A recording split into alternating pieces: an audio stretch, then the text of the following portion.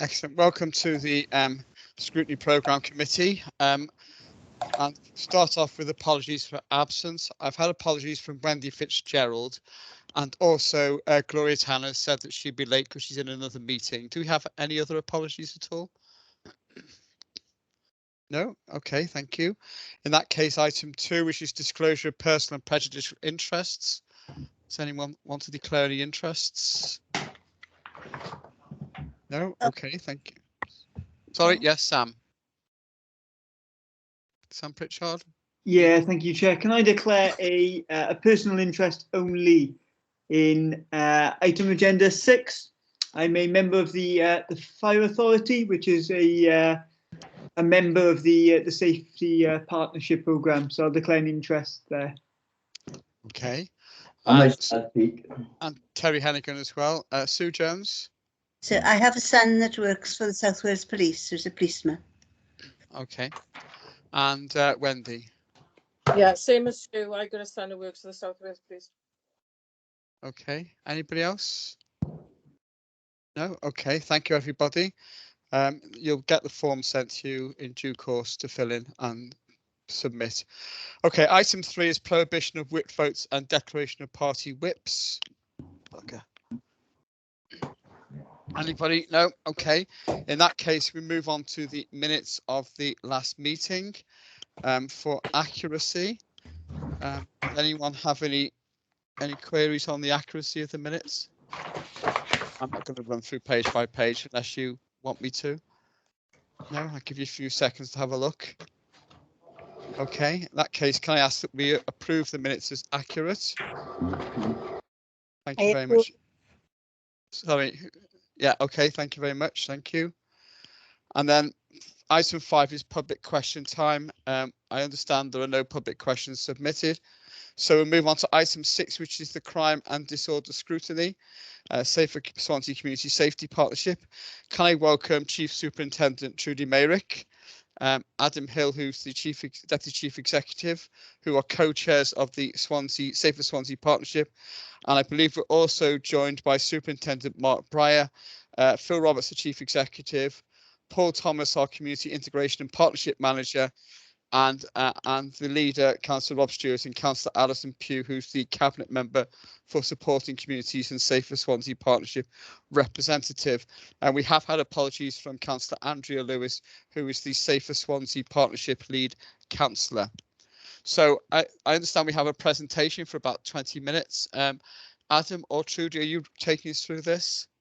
Thank you, Chair. I'll just do a very quick introduction, and then Paul Thomas and Mark Breyer are going to take us through the presentation and just sort of make some points. But I just thought it was worth, again, just reminding Scrutiny Committee that the Safer Swansea Partnership is just that. It is a partnership of a group of agencies and stakeholders that come together to make Swansea a safer place. So I think throughout the presentation, it's important that we bear that in mind, that this isn't a particular scrutiny of the individual, but of the partnership itself.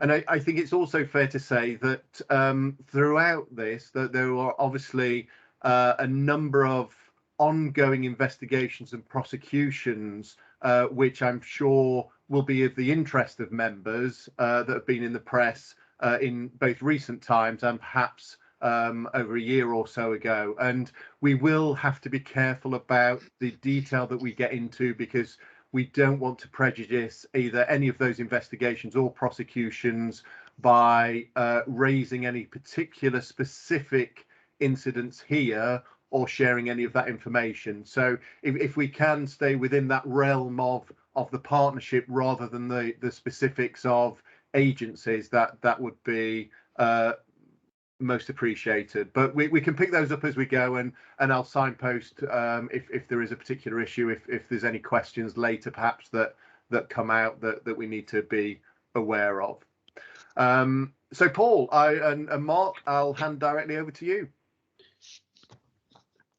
Thank you, Adam. Good afternoon, everyone.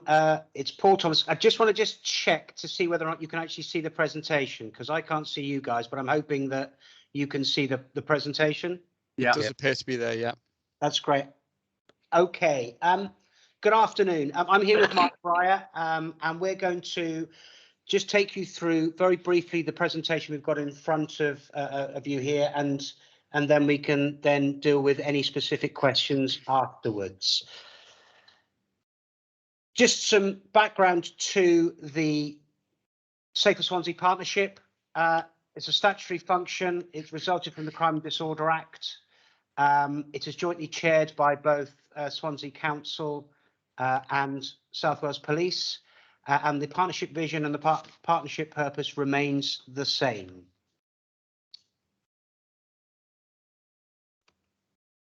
Having a few problems with the presentation.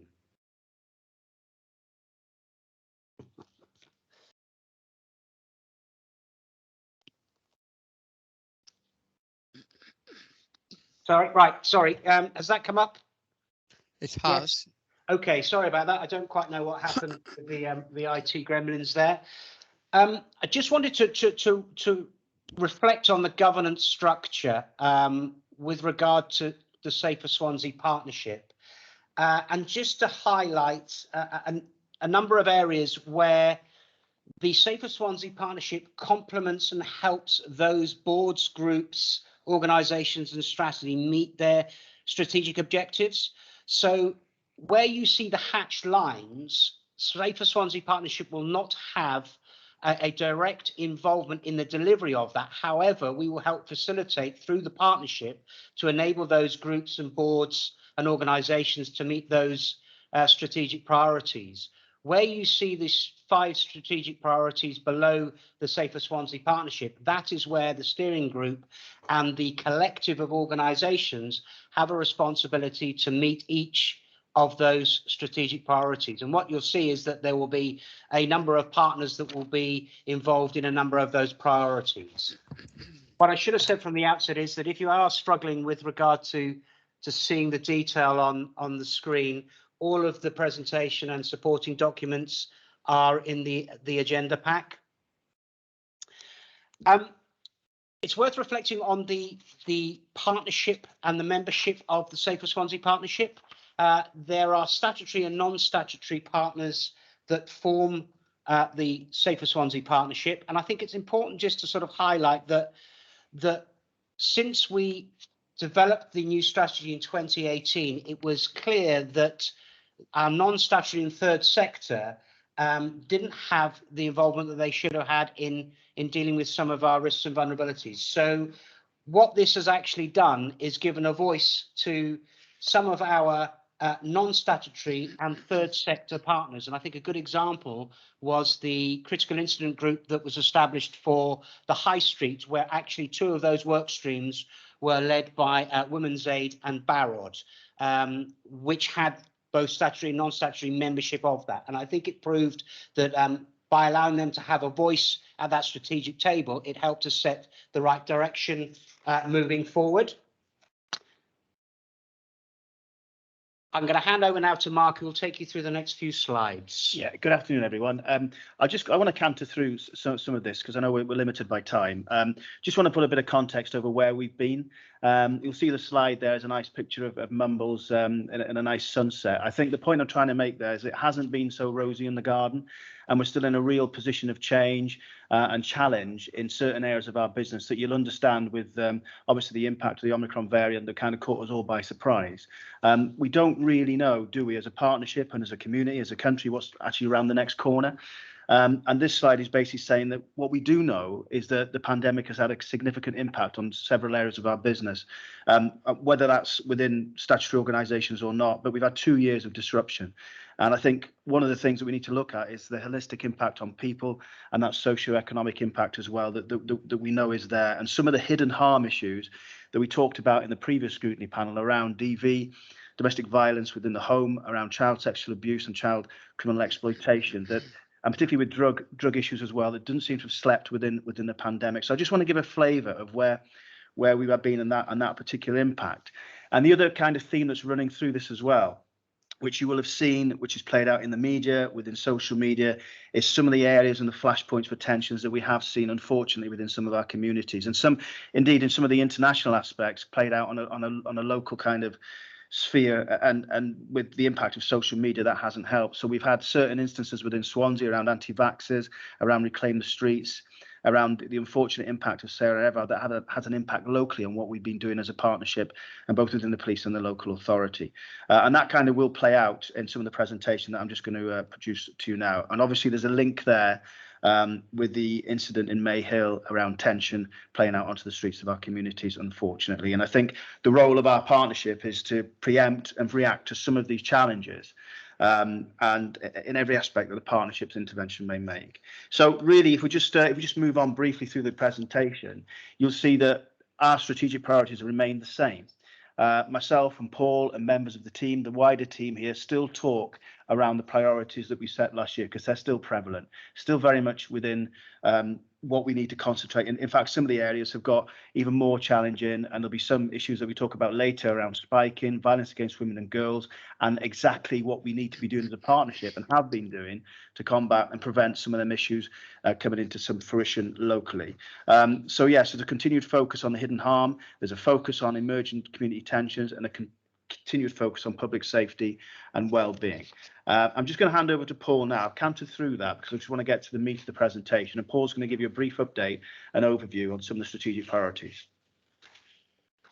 Okay, I'm just conscious of time, so I don't want to dwell on this too much, other than to just revisit the 5 key priorities, to say that these key priorities were taken to a Safer Swansea partnership meeting in December, as the strategy is due for renewal. A discussion was had with partners, and it was agreed that these were current, they were daily business, and were appropriate to continue focusing on. So the partnership agreed to extend the current strategy for 6 months. And the thinking behind that was, in light of all of that's played out through pandemic, it was about, well, what does that recovery look like, and what does post-pandemic look like for Safer Swansea and the priorities?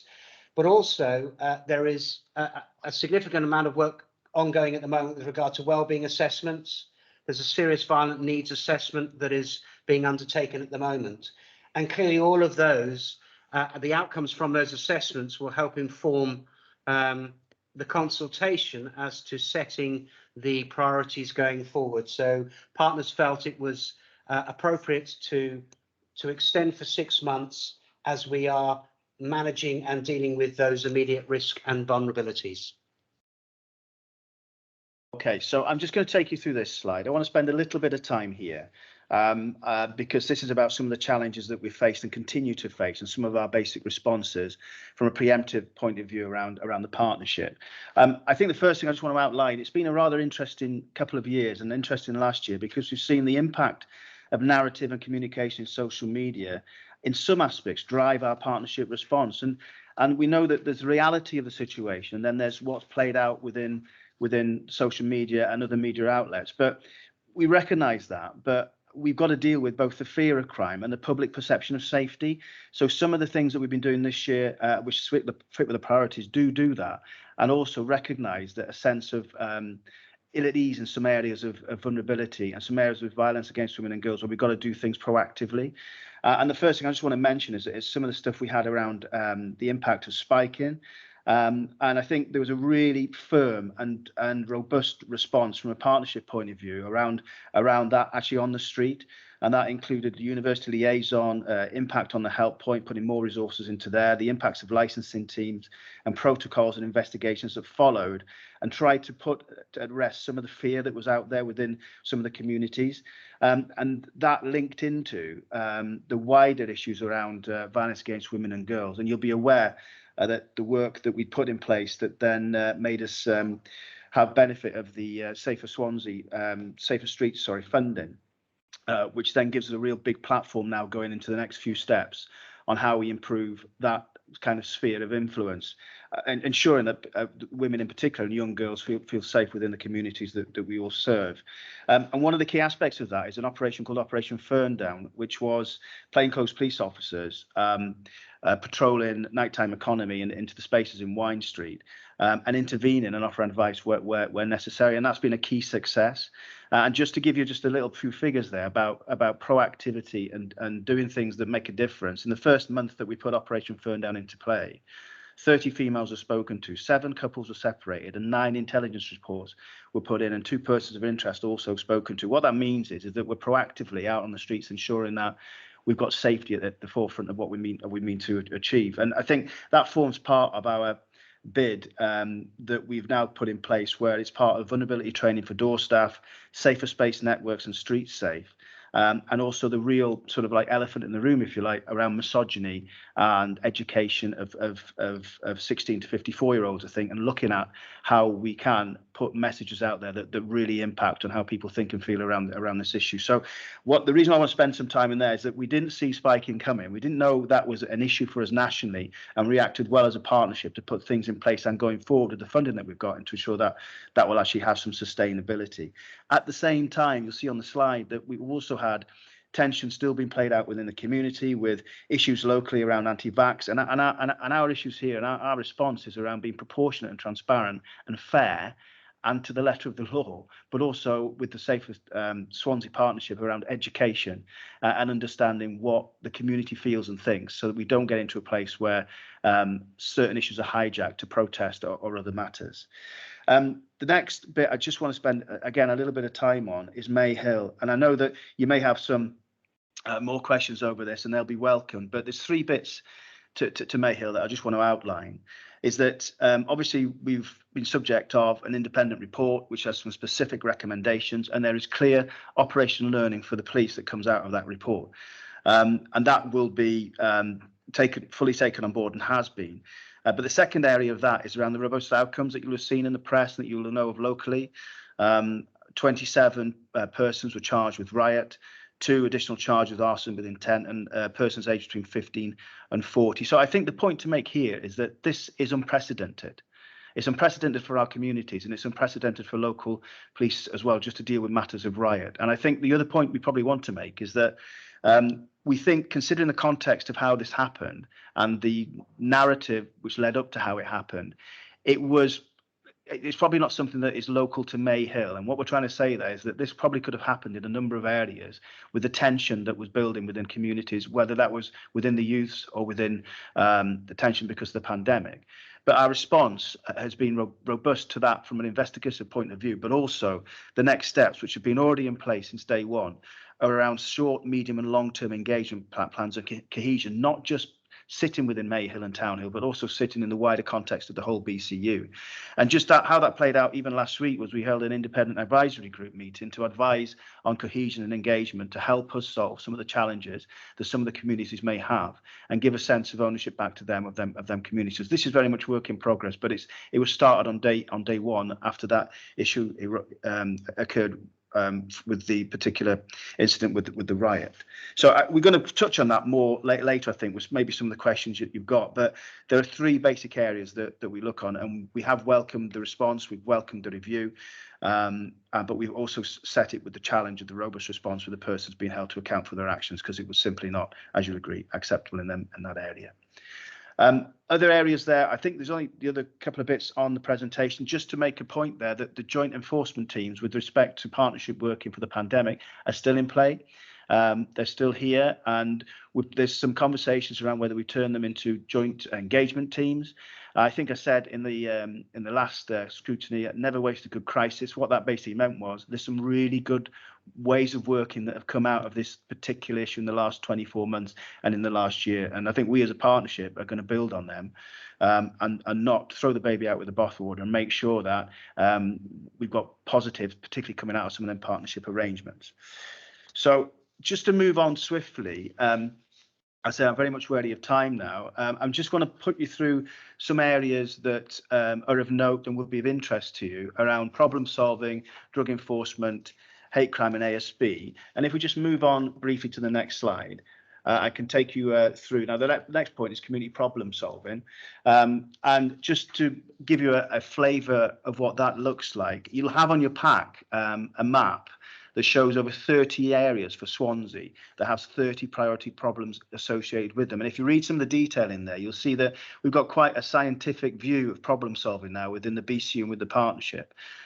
Anything ranging from e-scooters in Bonamine to begging within Uplands Crescent, to trust and confidence issues sitting in some places within the borough, to youth diversionary projects. The point we're making here is that there's established ways and means of solving these problems, and good partnership working, good problem solving actually works. You'll have heard last year when we went through the OSARA, we now have a shortened version of that, which gives kind of more a focus in certain areas called Plan on a Page. And it's how we prevent and problem solve with partnerships and track progress. And I think one of the key things here and benefits is about the problem solving groups. It's a multi-agency group, track the progress, understand the problem, and then we then hold them to account for outcomes. And if there is no outcome or we haven't moved, we then escalate the matter through the chain of governance that we've got with the CSP linked to the Public Service Board. And I think linked to all of that is also a continued progress around engagement, which is multifaceted. It's around PCSOs using mosaic data to understand their communities. It's traditional pop-up backs, but it's also using the likes of yourselves and councillors and using the intelligence within the community that you've got to help us help the communities to solve some of the problems that we can. And I think all of that is surrounded with a context of you said we did, so we are accountable to the communities that we operate in. The next slide is just want to touch on the drug issue here. I think this is one of the areas that hasn't slept within the pandemic. However, our enforcement and our education and our disruption has still been as robust as it always was. You'll see that there's some reference on the slide to County Lines intensification and Operation Tilbury that you'll be aware of. There's a reference on the slide to naloxone, which is being issued to police officers, which assists medically persons that are in distress coming out of initial shock to drug overdose. And you'll also see that Project ADDA is up and running, which basically stands for Addiction, Diversion, Disruption and Enforcement and Recovery. And it's a holistic approach to the drug issue. And we, within Swansea, have allocated a chief inspector to push that work forward, not just looking at enforcement and disruption, but also looking at providing assistance for drug treatment and recovery to help cut down drug-related crime and criminality. So that's just a whistle-stop tour with that issue there. As I say, there's a lot in this presentation. I'm trying to canter through it as best I can. Antisocial behaviour. I think I said last year, we've got robust systems in place around early help and intervention that are part of daily business, that we're all clued into with the partnership, in particular with the antisocial behaviour coordinators and the work on the ground. But it's not just about, and I've written down here in some of my notes on this particular side, it's not just about moving people on, it's about dealing with this from a contextual point of view, with respect to some of the CMET meetings that we have. And what that means in practice, to give you an example, Operation Anchor in Swansea City Centre, we knew there's an issue with McDonald's with persons causing annoyance and congregating in that area. But the minute we took a basic approach and disabled some of the Wi-Fi within McDonald's, that then generated an issue where the youth didn't then not have to assemble in that particular place. Similarly, so it's trying to find solutions that are innovative to certain problems, and in conjunction with some of the operation perception surveys that we have done locally, particularly in Furs Estate and Wynarloedd, with the Penlan Food Bank and the multi-agency hub that's making some real traction there. A lot of this work goes unnoticed, but it's some reassurance that as a partnership, there's some science and strategy behind how we solve problems in the public arena, and a lot of effort and work goes into it. And one of the key areas that has changed and it has in play, I'll just hand over to Paul now briefly, is around PSPOs, which is one of the key areas of progress that we have made recently. Thanks, Mark. Yeah, very briefly, we engaged with a very protracted consultation phase with regard to public space protection orders because we wanted to get it right. We didn't want it to be seen as a blunt instrument where those that may be our most vulnerable on the streets were being targeted and being fined without any support or safeguarding issues being taken into account.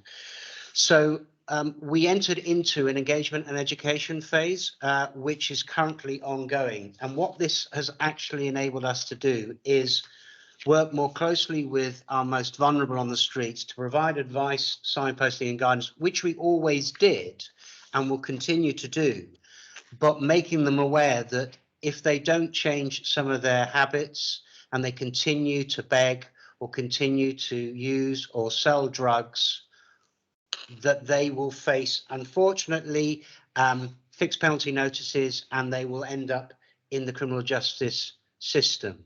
So the idea of the PSPO is not the blunt instrument that a lot of people around the country will think. It is something to enable us and help us in supporting those that find themselves in difficult situations. Those are some of the figures there on the slide, where we've had a number of engagement.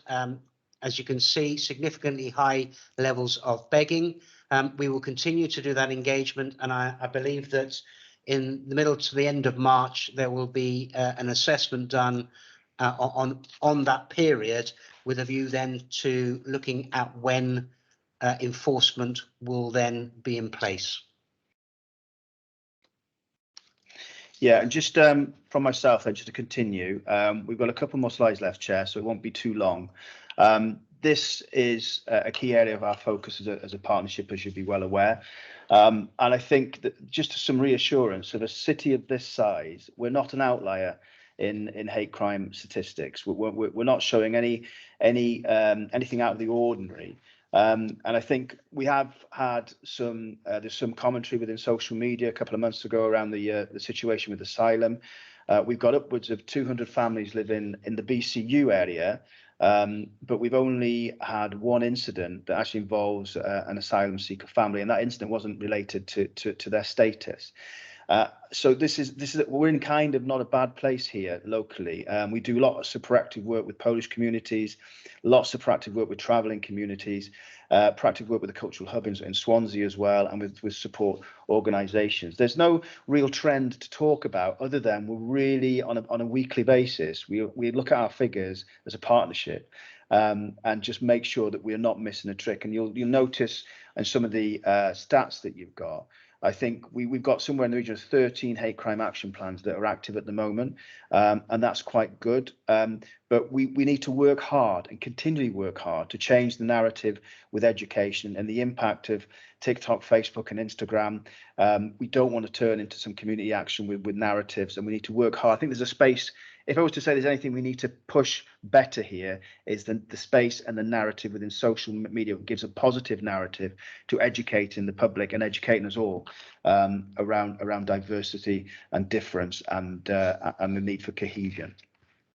The next slide just shows around knife-related crime and incidents, and it's really unfortunate that we're sat here today, a couple of days after a critical incident or a critical event, if you like, that occurred in Gorsine, and that you'd be well aware of. That said, generally, as for knife crime, looking at some of the statistics, we're on a dip turn for them statistics around knife crime. So we've seen it decrease within the Swansea area. And we've got two things happening there. Obviously, we've got the enforcement, where we've got a dedicated individual team called Operation Scepter. And just to give you some figures around their enforcement, last year, from April till this month, from last year till February this month, we've made 150 arrests, 832 stop searches, 144 intel submissions. That just basically tells you that we're very much aware that this is something we've got to keep at, and it's not just about the enforcement, it's about the education, and there's lots of work within schools and education and within the partnership that pushes that message. And I think, to be honest, we haven't seen issues to do with youngsters within groups or a gang culture. We haven't seen that in Swansea. We've seen an isolated incident and some other incidents where you'll see some of the figures, but we haven't seen that played out. It's really unfortunate that happened in Gorsine, and obviously we've had a robust response to that, just from the point of view of arrests that have been made already. But notwithstanding, we've got to continue and focus on that particular area of business. And just to let you know, around that area, this CMET, which stands for Contextual Exploitation and Trafficking, and the CMET working groups work around a contextual approach to solving some of these problems. So it's not just about enforcement, it can be about locality, it can be about education, and it's obviously about vulnerability as well of individuals. The last slide that's just been put up now is about vulnerability and developments there. I'm not going to go through all of this, but it just says that this is just a flavour of some of the work that's ongoing around vulnerability. And one of the key things there is the vulnerability programme, which has made our contact with children and adult services, made that a lot slicker. Also around outcomes to ensure that team around the family and social issues have been addressed, as well as some of our involvement from the police perspective and safeguarding is actually joined up and doing what it's meant to be doing.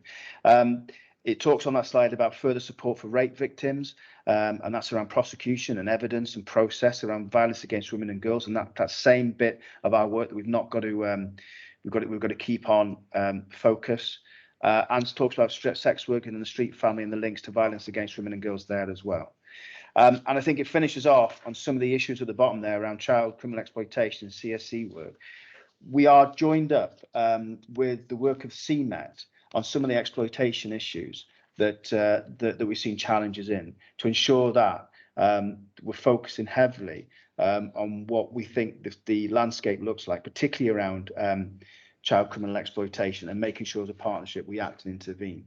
So if we just move on to the last slide, I think we have cantered through that, Chair. We're 5 minutes over. I do apologise. But the last slide just basically says that we don't really know what the landscape looks like in 3 months or 6 months' time based on the past. So we're dealing with the present as the present. And what that basically means is that there's lots of interventions that you'll see from a partnership perspective that have been put in place to hit some of the areas that we've just talked about in that presentation. And some of them interventions are sustainable. And we've also, around community cohesion, for instance, the challenge I think lies in preempting and educating to avoid tension in the future.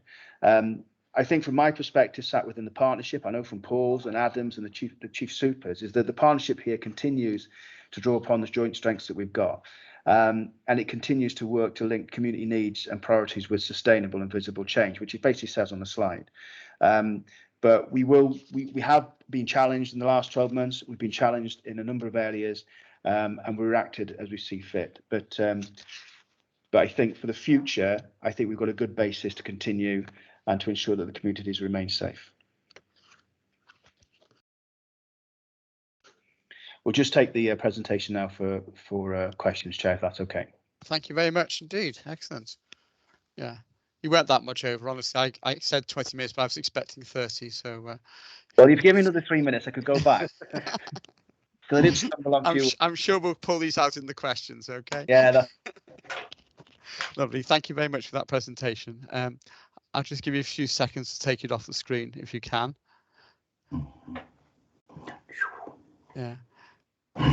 I see Clive Lloyd's indication. I'm going to go for the questions we agreed first, Clive, before, unless you have a specific follow-up question, in which case you can message me and let me know if that's okay. Yeah, thanks, Chair. Yeah. Okay. Right. So we'll start off with a question from Terry Hennigan on priorities. Terry. Yeah. Police Authority, obviously has an agenda.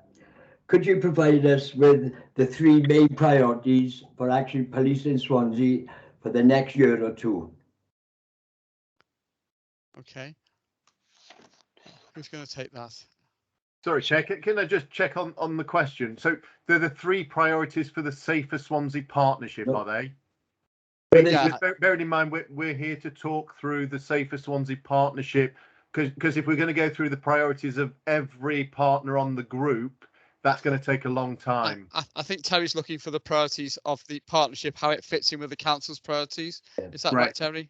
And just for the Deputy Chief Executive, I know this have come not just from me, but other councillors who've been in touch with the police and had no response whatsoever from them. Okay, well. Sure, and Terry, I'm more than happy to take that out of here and link up with Trudy on anything that's for a particular agency. Happy to take that away from Scrutiny and link in with Trudy to make sure that any responses that you need, we'll make sure get to you from any of the partner agencies within the Safer Swansea Partnership. I think, Adam, there will be specific questions for specific agencies involved in the partnership, and I think we will be looking to have answers on those as we go through this, if that's okay. Terry, did you want to follow up on that, or? No, just to say that they must have their agenda set out and their priorities, as we've seen in the presentation from Safer Swansea Partnership and everything else. Where I'm coming from, I know they're a part of the Safer Swansea Partnership, but they are an organisation and it's the police. Simple question. A lot of councillors are not very happy about the response they get from the police. Okay, if I can pick up the priorities first, and then I'll pass on to Trudy on the police specific. I mean, certainly in terms of priorities, Terry, in terms of how we put those together, that looks from every partner agency has their corporate plan, if you like, or their delivery plan. They all come together as part of the partnership to see where the synergies are, linked in with things like the wellbeing strategy, the South Wales Police Crime Reduction Plan, the Western Compass Public Perception Survey, local crime data. And we pull all that together as part of a scoping exercise that then defines from each agency where their priorities are in relation to the residents and businesses within Swansea. We then pull them out, do consultation with the public, and then that's what drives the priorities for Safer Swansea, utilising all the elements of all the partners. And bearing in mind, you saw from the slides that there's 20 plus partners around the table. So we want to make sure we capture all that to look at both what's coming from the ground up from the residents, but also from the agencies down, and then we meet in the middle to make sure that we deliver all that. Certainly in terms of contact for the police, I'll leave Trudy in terms of any response for that one. Trudy? Yeah, thanks, Adam. Thanks, Terry. So first of all, quite disappointed to hear that, because I have had from my superintendent operations that is good links in with councillors. So I'm more than happy to meet with you outside of this meeting to go through the personal issues that you're experiencing from other council members to understand where that sits, because we really need to iron out exactly what's going on out within your area to understand the issues and why you're not having that feedback into yourself. So as Adam's alluded to, we work to the Commissioner's reduction plan and also the Chief Constable's delivery plan. So we've got some real key set priorities that are set out as part of that plan, which operates from a strategic to tactical level. And there's 4 pillars to that plan that covers off a whole host of priorities under the partnership arena. So, for example, we're really focused in on early intervention and prevention, community problem solving, criminal justice, offender management and diversion. And sitting beneath that, then we work from strategic right down to tactical. If you're talking operational priorities, then we're looking at preventing harm from serious and organised crime, protecting against exploitation, which covers a whole host of areas: violence against women and girls, missing persons, safeguarding criminal exploitation, drugs. You know, it can go on, and we've got a whole host of priorities. And I always follow the 4 Ps, which is protect, prevent, prepare and pursue. And each one will have priorities aligned to it. We've also got focusing on victims. So that sits very much as a priority for the organisation. And then the 2 other pillars then, very quickly, are our people priorities, which is the health and well-being of our staff internally and of course of the community, equality, diversity and inclusion that Mark's spoken about and touched on within his presentation, and leadership. So when you're talking about not having that contact from the police, you know, I'm very, very confident to ensure that that improves. So when you have these questions, we come out, we meet with you, we talk through the priorities, you have an active voice into us and we respond to that. And then finally, we have organisational priorities. So this is about being innovative and productive, being evidence-based, looking at how we communicate, looking at different ways, using technology as an enabler, being digitally inclusive. So, you know, our priorities are very much aligned from a very local, tactical delivery right through the Safer Swansea Partnership, right the way up to strategic that links in then at Chief Constable, Commissioner and Welsh Government level. But as I said, happy to meet with you outside of this meeting to take forward those concerns. And just for information, of all of the projects and the strategic things you've come up with, one of the biggest issues we've got in our communities, it's not all about the city centre, and that is off-road bikers, and it hasn't even been mentioned yet. And that's what the council's got big issues about at the moment. Not just me, councillors across the board. Yeah, absolutely. And I'm more than happy to sit and meet with you. So we've now invested in off-road bike teams. There's an awful lot of work going on, you know, locally by the police and the partnership fire service. So really keen to engage with you and to start open up those discussions, Terry. Okay. So if you're happy, we'll pop something in the diary and we'll meet up. Yeah. Okay, thank you. Adam, you want to come back briefly? Yeah, just one thing, again, just to complete the circle, really. Members will know from the pack that we're currently coming to the end, or we've come to the end of the current strategy. So we're going to be looking to renew that. We've decided as a partnership just to hold off for 6 months. Obviously, coming out of COVID with the recovery, looking at the wellbeing assessment, which will be in a few months' time. A lot of that information will be guiding where we go, as I said, from the bottom up and the top down. So we're just holding off for 6 months while we collate all that information, and then we can move forward in terms of the future priorities and in relation to the strategy. So I just thought it'd be worth mentioning that while we're picking up priorities. Thank you, Chair. Thank you. I think you just answered my last question as well, so that's good. Right, Chris Holly, you want to follow up on this? Yeah, but I think with respect to Trudy Merrick, the Chief Superintendent actually answered quite a number of the questions. Okay. Because I was going to ask about reporting and feedback for elected members. One of the things I think all of us are frustrated about is if we report something, we don't get much feedback at all. I know you have to add them into, you know, into a case file where if it's about an individual, you have to, you know, to build up the evidence, or if it's about organizations or a particular place, you've got to build up that evidence.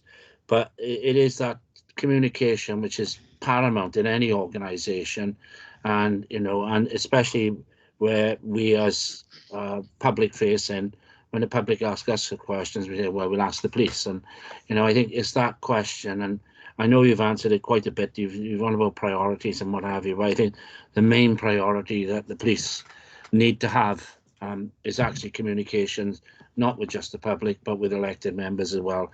And I think, you know, that I think is probably the most important thing that the partnership can actually do. And that communication should not just be occasionally. I think you should have a method by which you can do it, not just every 2 months when something happens, but I think it should be a regular feedback to elected members. It doesn't have to be, you know, braces and all, you know, we don't want to know everything under the sun. We just want to know that when we say to the public, the police are actually out doing something, then we know you are. Thank you. Do you want to respond to that, Trudy?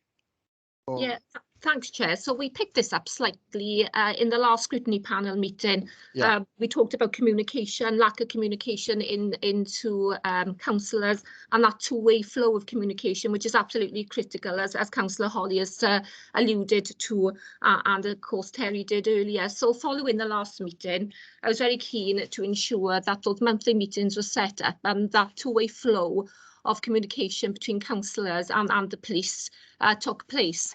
Now, you know, I sit with my operational superintendent on a very regular basis, and I've had feedback, and we've set up quite a structured performance framework in terms of improving that communication. And I've been reassured that the communication does take place in those meetings are there. They're happening monthly.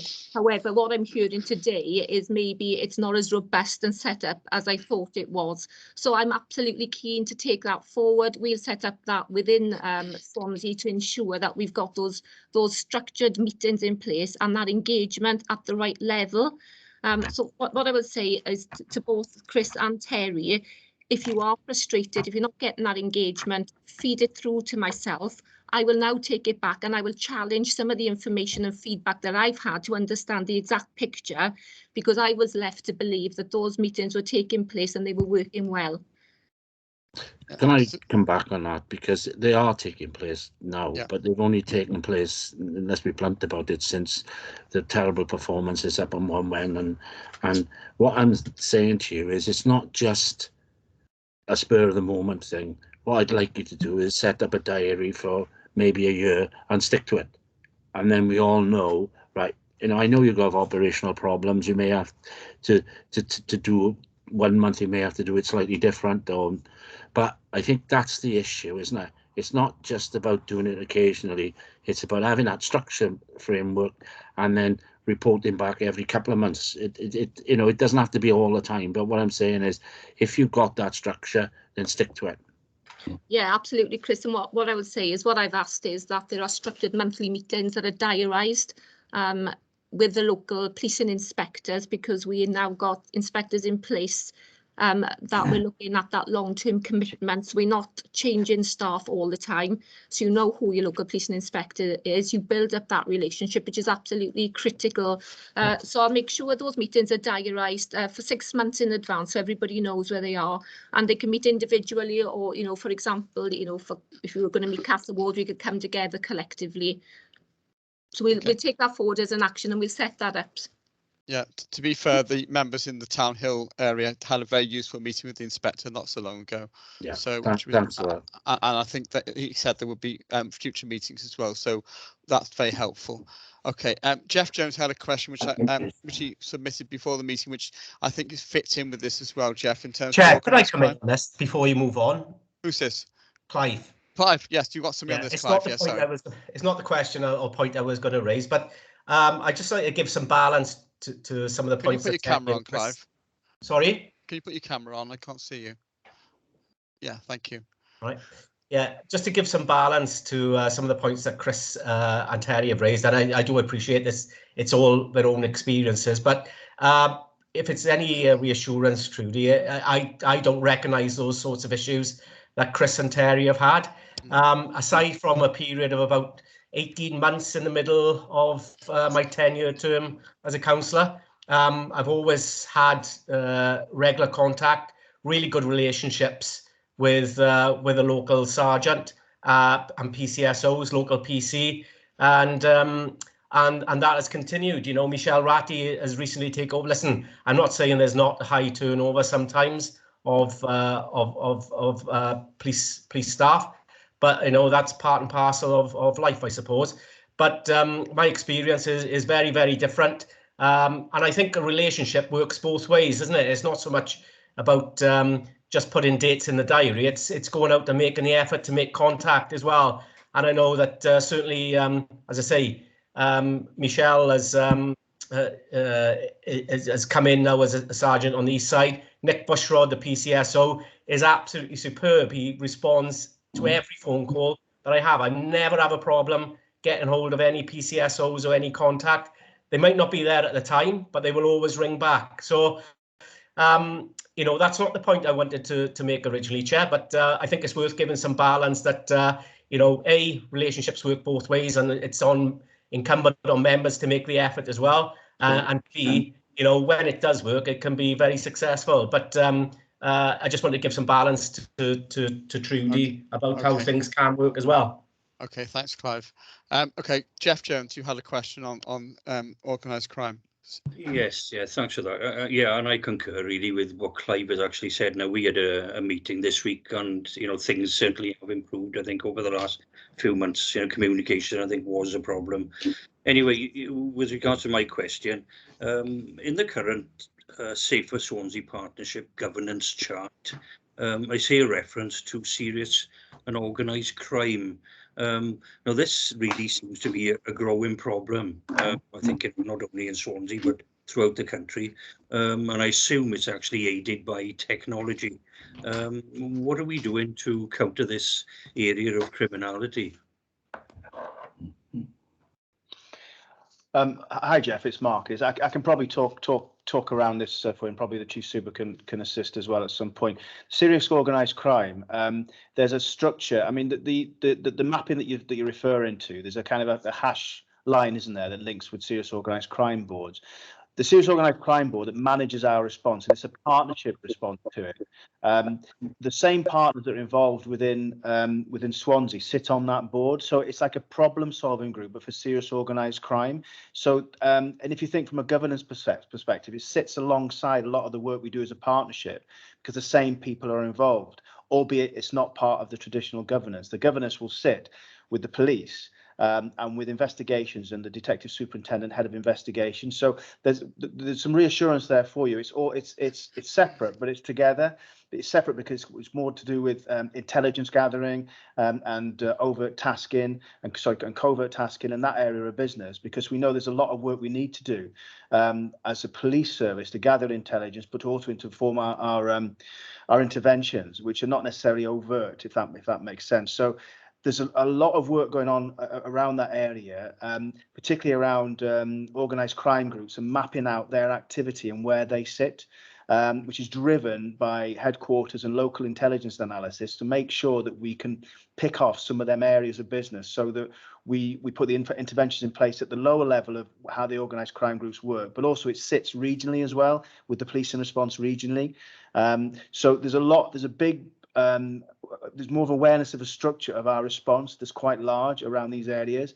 So I think, because it's probably misleading in how we've represented it there within the paperwork, but be rest assured that area of business has a lot of input and a lot of focus, not just locally but regionally, which is driven by our headquarters departments, but locally as well. We've had the same people talking about the same issues around vulnerability, particularly around exploitation and the impact of county lines, if you like.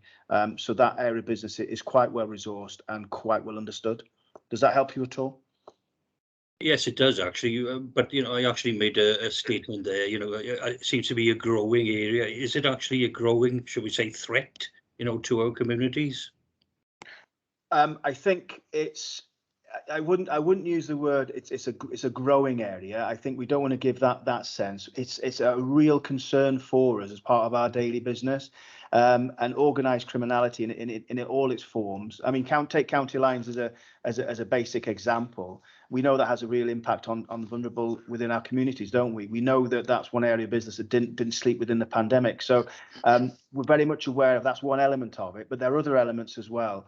I wouldn't say it's growing. It is what it is. I don't think it's something we need to not have focus on. We need to continue that focus, and that's why there's a great deal of resource that's been put into it, which works kind of out of our view, if you like, or out of your view, but works within some of the streams and some of the organised crime groups that we have got operating. But I wouldn't want to say it's a growing area as such, to be honest with you. Can I also just reassure the councillor that every Tuesday there's a dial-in that agencies will participate in that phone call, and there are a number of services from the local authority that participate, and the idea behind that is it's exchange of information, it's an exchange of intelligence, so that if we become aware of issues on maybe one of our housing estates, or maybe in an industrial unit that we own and lease, we can start exchanging that information and sharing that information with police partners who can then carry out the investigation. So that happens actually on a weekly basis. Okay, thank you for that. Right, there's a number of. I'm just going to say that's reassuring, and I hope we get the message back to the criminals that is actually the case. I'm sure they're all listening, Jeff. Okay, right, we're going to move on now. We've got a number of councillors who've got questions on the Safe for the Swansea partnership response to the riot in Mayhill. And I'll start with Mike White. Mike. Yes, thank you, Chair. As I say, as I said, it states within regarding what unfortunate incident that happened in the Mayhill area or when.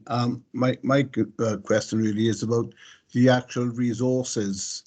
And have the police actually got the enough resources, sufficient resources, to work with its partners?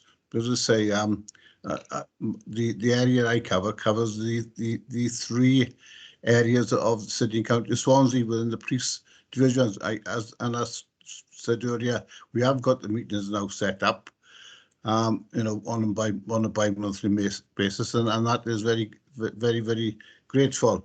But as I say, but what I would like to know about the actual manning resources within the three divisions, if you got the full complement. And as I say, an hour before the meeting, in regards to being given information, an hour before the meeting, I had a caller for Res that informed me that an incident happened following the football match on Sunday. That's the first I knew about it. So that's the kind of issues that Chris and Terry have obviously flagged up previously, but I would like to know about the actual complement of staff so that we work with the partners within the Safer Swansea partnership. There were plenty of police around the stadium on Sunday, I can assure you. Trudy, do you want to come in on this? Yes, I can. So thanks, Mike, for the question. So I don't want to go too tactical, but I will outline our operational BCU position in terms of resourcing. So to give you the idea of numbers that we're operating with, we have a full establishment of 625 officers, 115 PCSOs and 56 staff members. So we are a well-resourced BCU. What the Chief has said within his apology on the night of Mayhill in terms of our resources was, and this is absolutely factual, we had sufficient on duty, we didn't deploy them correctly and we didn't use the most appropriate tactic on the night.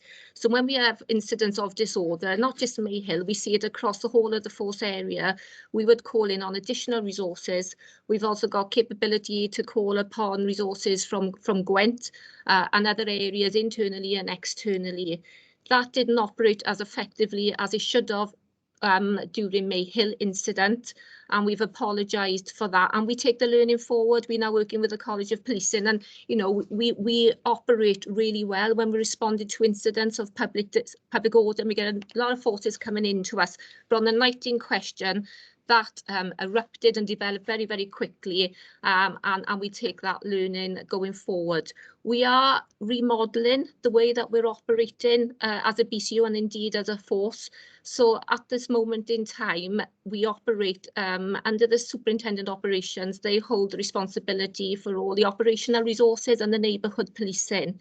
Now, because of the distinction between early intervention, problem solving, long-term sustainable solution and allowing our neighbourhood resources, which includes our neighbourhood officers and our PCSOs to go out and operate more effectively in the community, building those relationships, which is absolutely critical because we can have the best partnership, but if we haven't got the relationships, we are never ever going to evolve and develop.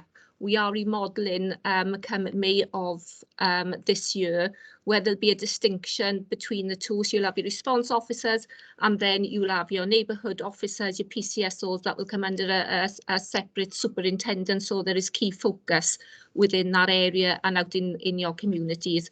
So I'm happy as BCU Commander that we have got sufficient resources. Yes, we have got some small gaps where we see a higher turnover of student officers leaving the organisation because of some of the pressures that they're seeing and the way that we take student officers in and the way that they fulfil their role, because we know, you know, everybody that joins the organisation, you know, it's not always for them. So we do see officers leaving, but we have had that uplift as promised by central government of 20,000 officers across the whole of the country, and we are fulfilling our allocated numbers into Swansea, Newport Talbot and indeed into South Wales Police. Okay, Mike. Yes, thank you. Thank you. Okay, Hannah Lawson, have you got a question? Yes, thank you, Chair. As Chief Superintendent Merrick's very aware, we've had discussions about the different regions in which the incident took place and the fact that Mayhill, Town Hill was one area, but actually a lot of the damage and a lot of the worst trauma to communities was in the Waun Wen area, and how these two areas have different officers and different councillors, and they also don't necessarily match up, and how there's a lot of potential for confusion and miscommunication there, which we've had a lot of discussions about. Now, the sort of feedback that we've been seeing as councillors is that across those two regions, there is quite a disparity in how the communities feel about visibility and support following the incident and the amount of trust rebuilding that's been going on. And in some areas of the community, I think that's been going really, really well. And in other areas, I think there are communities that are still feeling really left behind and abandoned, and don't feel that they have the visibility and support that they need to rebuild that trust. So I just wanted to know if there is a strategy coming up to address some of those disparities. Can I come in there, Chair, please? There is going to be an extraordinary Safer Swansea partnership meeting held on the 28th of February, to be held on the 28th of February. And that is specifically to look at the recommendations made in the independent inquiry. What does it actually mean for us as a partnership in being able to deliver on those and to develop an action plan? So all that you have raised there, Hannah, I hope will be discussed as part of that extraordinary meeting with a view to developing a delivery action plan, which will of course be shared with ward members because it's imperative that we have your input and support that we are actually delivering on the right things. And I know there's been a huge amount of work that has gone on there, and we're never always going to get it right all the time. So we welcome that engagement, and hopefully that will help then inform that partnership approach to addressing those recommendations made in the independent report. Sorry to cut across you, Trudy.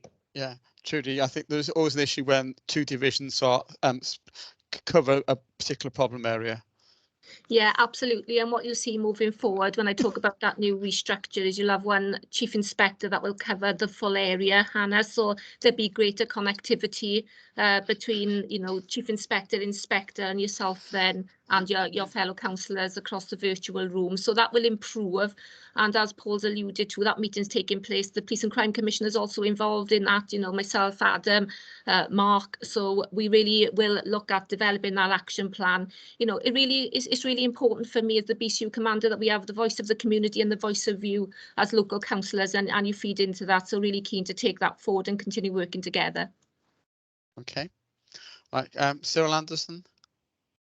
Yeah, thanks, Chair. Good afternoon, Trude. First of all, I would like to reiterate what Councillor Clive Lloyd said. After this incident on Mail, I have I'm not saying we in Town Hill Ward have had some good meetings with Jay Davis, and we have what we call Team Town Hill. We meet monthly, sometimes fortnightly. So thank you for that. I'd also like to thank Paul Thomas's department for all his help in some of the things that we do in Town Hill. But my question is, Trude, the review was very damning on the police, and South Wales Police are going to be doing their own internal review. Because of the officers that were let down on the night so badly, will the higher officers that were in command on that night be made accountable, and will we be able to see the outcome of that, your internal review? Yeah.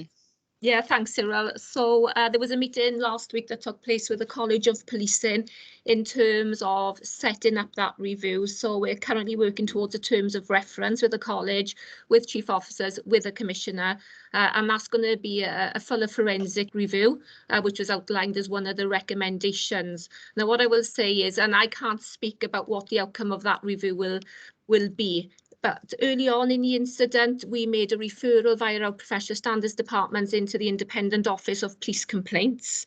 And then we also resubmitted the information in detail post-independent review for them to have scrutiny and oversight of the actions of those that were involved in the incident on the night in question.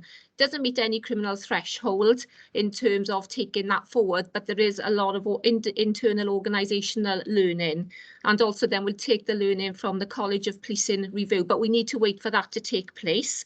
Will you have sight of it? You know, we're going to be open and transparent, yes, absolutely, because this is about learning, taking the learning forward, you know, on an organisational basis, because what we've always said was there were a number of issues on the night in question that led to the events in Mayhill that really made our response ineffective. You know, some of those have played out in the independent review and they've been covered. We just need to get some wider detail around some more of the finer detail. But once that's complete, absolutely share it with you, Cyril, and your fellow colleagues, and of course it'll be all completed through the Safer Swansea partnership. Thanks, Okay. Judy. Cheers. Yeah, thank you. Okay, I'm going to move on now to the child sexual exploitation report, which the council obviously will be addressing in its own way, but there's specific criticism of the police response in that report, in particular that the police I'll just quote from it now, police incorrectly told us there were no data to suggest sexual exploitation by organised networks, whether according to the inquiry's definition or at all, and no data to support suggestions that there is a gang-related CSE issue within the Swansea area. Now, obviously, you know, you've had this report and you're addressing the issues. I'm just wondering, how is that particular issue being addressed? Maybe Trudy could, or one of the superintendents could talk to that. Yep, thanks, Chair. So if I can bring in Mark first, because he's attended our goal groups and can give some wider perspective from a strategic and tactical level, then I'll come in afterwards. And I can also see, I think Adam had his hand up as well, so I don't know whether Adam wants to come in at the end. But if I bring Mark in first, and then I'll come in on the back of Mark. Okay, Mark. Adam, do you want to come in first? I think you've got a comment there. Yeah, it was really, Chair, just a kind of point of clarification, although I know we want to get into this area. Again, it was just pulling that there is a separate scrutiny in March that is going to pick this up in terms of reviewing all aspects in relation to the CMET, that's the Multi-Agency Child Contextual Missing Exploitation and Trafficking Group. Two groups sit within there, strategic and an operational. And also there's a lot of points, and although the police might be able to answer some elements of it, it's a much wider remit. If we look at the people that are involved in that, the police are only one cog in all of that machine, and I think to ask the police to answer that now, subject to the scrutiny that's going to come, may be a little premature because of the connections that then may come from it. So it may lead us down a path that we won't be able to give scrutiny sufficient answer. So if I may, Chair, and I know that this is a big issue for all of us, whether or not we could defer that question to the child and family scrutiny for it to be posed directly at them, so that we can have all the connectivity and addressed properly by all partners that are in connection with that responsibility. Will the police be at that child and family scrutiny? Because I was aware that was happening, but I wasn't aware the police were going to be there. Chair, it's at the gift of the scrutiny to invite whichever partners want to come. So I'm sure the police would be happy to attend. Because one of the reasons why I asked the question now was because I wasn't sure whether the police were going to be there, and it felt that as we had the police there, it was worth asking that question now. I understand this is a much wider issue here, but that was a specific criticism of the police, which I think the police should address at some stage. Chair, in terms of two aspects, so the first bit is there's an extraordinary meeting of the CMET, which the police are in attendance for, where the report is going to be considered in detail. So after that is then the scrutiny, which will be able to feed in all of the information from that CMET, which will address all of those points. And I'm sure if the scrutiny panel wish it, and I can't speak on behalf of the scrutiny, but I'm sure if they wanted to invite the police into that, I'm sure that would be acceptable. Okay, well, perhaps maybe you could give us a general response anyway to the question, Trudy, and yeah, of course we'll give a general view without prejudicing what's going to happen within that scrutiny panel. So Mark, can I bring you in terms of the goals that you've attended and some of those early findings and considerations? Yeah, but of course, I'll be sufficiently detailed as I can. I think the ICSA inquiry identified both good practice and areas for improvement. You recognise that within some of the detail and the narrative that's been provided. I think you're right, Chair. Recognise that there is some work to do around problem profiling and what they've termed data completeness. with respect to network and networking, whether we've actually joined up all the dots in the absence of the data that we provided within the report. They basically said we couldn't say whether there was, or the data wasn't pointing whether there was an issue or whether there wasn't.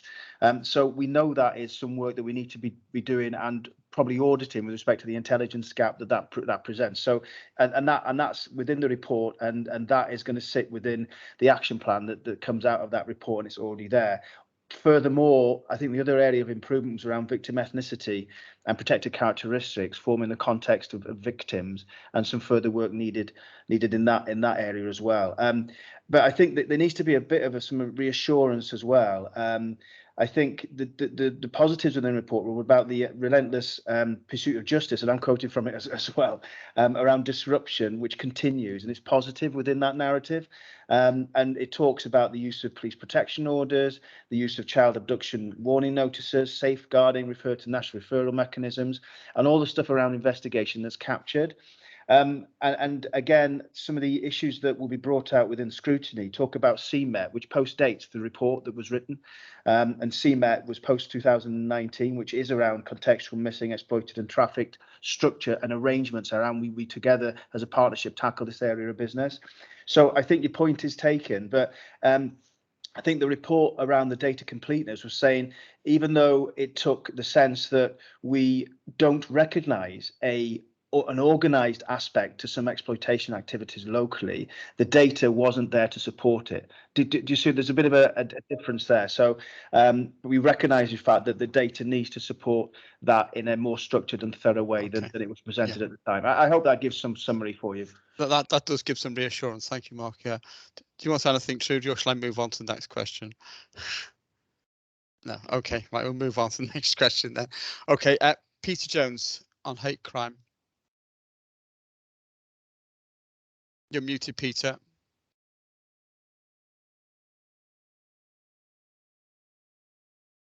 Try again, Chair. Yeah. See if it remains unmuted this time. Yes, my question and comments relate to priority 5, hate crime specifically, and issues related under that heading, if you like. I might add, incidentally, going back to the earlier discussion about communication with South Wales Police. I myself, 18 months ago, as a councillor, was victimised by a particular group. I won't name them, but some of you will guess who they were. And I had excellent support, I have to say, from the local police. I was visited in my home, and they then monitored me on a weekly basis for quite a period thereafter, until we were collectively satisfied that the risk, if you like, not only to me but to my wife, who is incidentally from Latin America and felt particularly vulnerable in this context. We were satisfied that the risk, or whatever it was, had gone away. And in relation to that, in the presentation it was mentioned that there was little or no reported hate crime in relation to Swansea's refugee and asylum seeker population, which of course is quite considerable in number. That was very pleasing to hear. But I would enter a cautionary comment there, and that is, of course, I know from direct personal experience with many asylum seeker families, quite a number of whom are from dangerous situation in their former country, El Salvador in Central America, that they are frightened to expose themselves to public authorities, and not just to the police, but to other public authorities, because they feel vulnerable. And they feel vulnerable for all sorts of reasons, not least their own experience in their own country, but also to experiences they've had since arriving here in the UK. So I would hope that although on paper things look good for relations with refugee and asylum seeker families, we should not lose sight of the fact that there may be a concealed problem that is concealed precisely because of their fear about exposure to public authorities. And then more generally in relation to hate crime, I note from the report that there were 456 hate crimes reported in Swansea during 2021. Now, I don't know whether that's a high figure or a low figure, and so I'd welcome any comment, please, as to how that figure compares with figures of that kind in similar cities to Swansea. What is the nature of that hate crime? Is it racism or is it something else? I think it's important that we understand what the nature of the hate crime actually is. And then finally, what kind of positive action is being taken by the Safer Swansea Partnership in relation to ensuring that these figures are controlled and hopefully reduced? Thank you, Peter. Adam, do you want to come in first? Yeah, thank you. I'll touch on a few bits and then I'll hand over to Paul to go through and probably Mark to go through some of the detail around it. The bit I just wanted to pick up on that Peter raised was about people in the community feeling unsafe and obviously that fear of putting themselves up and making themselves known to officials. And I just wanted to remind members really in terms of the PSB's commitment to a human rights city and this authority leading that way to be a human rights city, and part of that that promotion and part of the work and the strategy development that we're doing around that is about how we get that public trust, regardless of where people are from, what their background is. We want people to be able to come forward and feel safe in making themselves known to the officials wherever they may be, or whatever the issue is, and we want to be able to support them across all agencies. And remember that the Human Rights City is supported by all partners across the PSB. So, you know, the Police and Crime Commissioner, ourselves, Natural Resources Wales, and all the other partners, third sector, are all party to that. So I just want to make that first. I'll leave Paul and Mark to come in with some of that detail, and I may come back at the end, depending on what they've said, Chair, if I may. Okay, Paul, Mark. Yeah, I'll just come in on some of the specifics there. Just a comment on your original observation. It's incisive. You're absolutely right. I mean, the challenge that we've got here is to open up clear dialogue with people who feel vulnerable in their communities, and the fact that they're feeling vulnerable doesn't then make them want to open up dialogue with us. It's the classic issue we've got, and particularly when people look at hate crime figures. If the hate crime figures are going up, the reported hate crime, some people think, well, that's an issue. Well, maybe it's not an issue. Maybe it's the fact we've got the confidence and the trust of the communities to report matters when they occur. So I think you're absolutely right, Peter. And I think for us, we have, obviously, you know, we have structures in place like the community cohesion group that's independently chaired, that we have daily, weekly dial-ins around some of these issues. We also, as soon as we heard that the families were coming into Swansea and the communities, we got from the local authority the addresses where the asylum seekers were coming in, and we basically put plans in place with neighbourhood policing teams in order to offer reassurance when we could. It's tricky, this is, because we don't want to then highlight people and communities as separate issues. It's about cohesion. So I'm just going to finish by saying that is a challenge for us, and you're right to raise it. And I know that a lot of work goes on with certain organisations from the third sector, which we contact with the hate crime officers in order that them roots in are understood. The last thing in the world that we want are people feeling vulnerable in their communities and we don't know about it. That has been our challenge in the community safety for many, many years. On your second point, the vast majority of issues related around hate crime and hate incidents are sitting around race and religion. Apologies, that should have probably been inferred within the data we gave you, and that really hasn't changed for some time. We see the odd peak here and there in other areas, but it's mainly around race and religion. And with your third point around the size and what does that mean for us, I think in the presentation I made it clear that we are not an outlier nationally. So for a city and size and a demographic and the diversity that's represented locally here now, we are not outlying. We're not above the average. We tend to be generally compared with Plymouth when we do statistical analysis there. And I asked that very question today, funny enough, around that comparison. And we are on a par, if not better. But I don't like playing figures with this. I want to refer you back to the original comment that we made, which is the work is within the contact and the engagement and people feeling safe that they can report things. That's where our challenge lies. So I don't want to bring Paul in any further. Yeah, just a couple of things, Chair. Swansea Council have signed up to the Victim Support Victim Support Hate Crime Charter, which I think is incredibly important. We've arranged a number of training sessions where nearly 600 members of staff have had that online training with regard to hate crime. We've got an action plan which is multi-agency.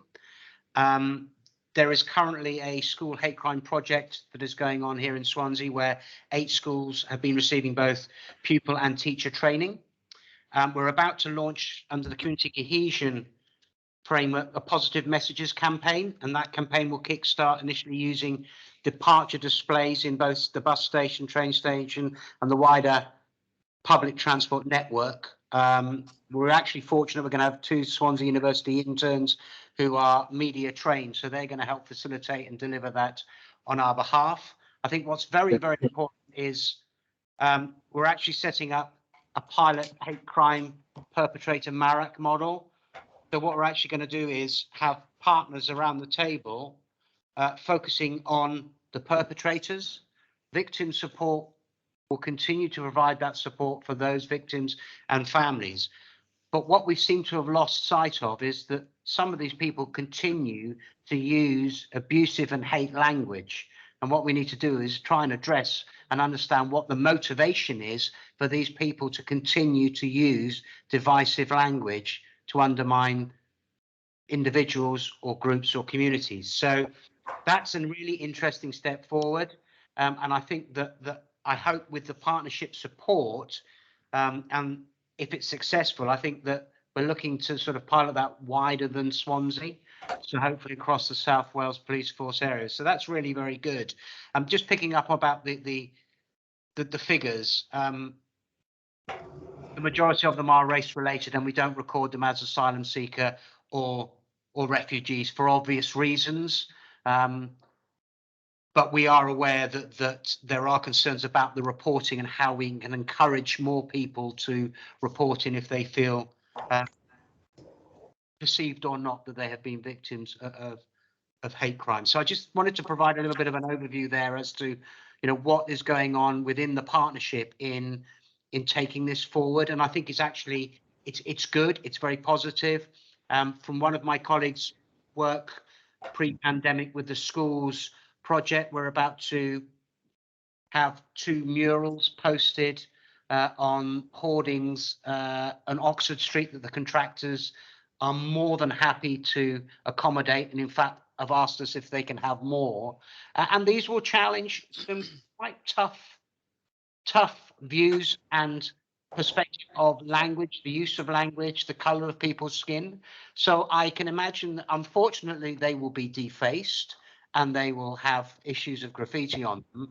But we've got an agreement with the young groups that we've worked with and also the contractors that we will continue to replace them until they are accepted, because they need to be accepted. Okay.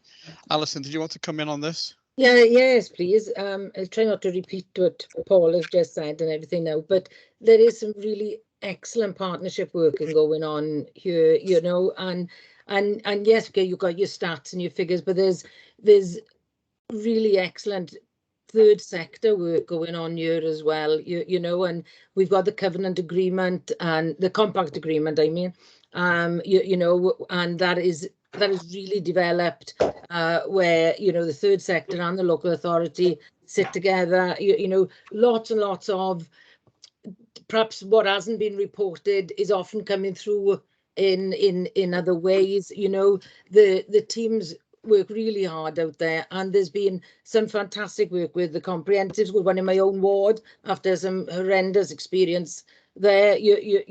These things are not overnight, they take a long time to change minds, but we are an integrated city. We are following the rumorless city approach. We want to break down. One of Paul's officers, has just done some absolutely amazing work with children on breaking those barriers down and questioning where the beliefs come from. You will see them on the bus station soon. You'll see the comments on lots of different advertising going up across Swansea.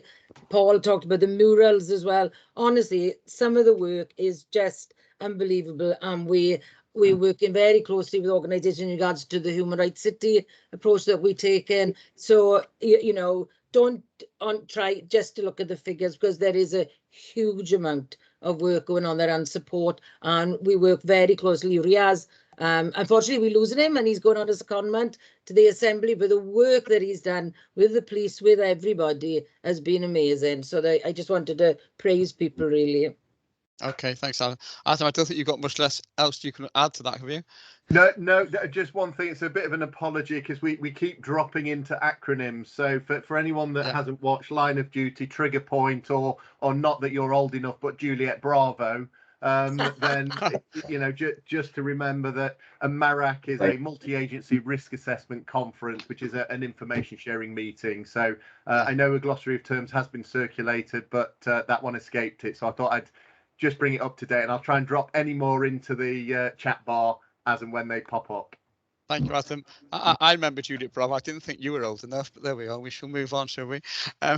Okay, just moving on to the pandemic. Peter, could I ask a question on that? On this one, Terry, yeah, sure.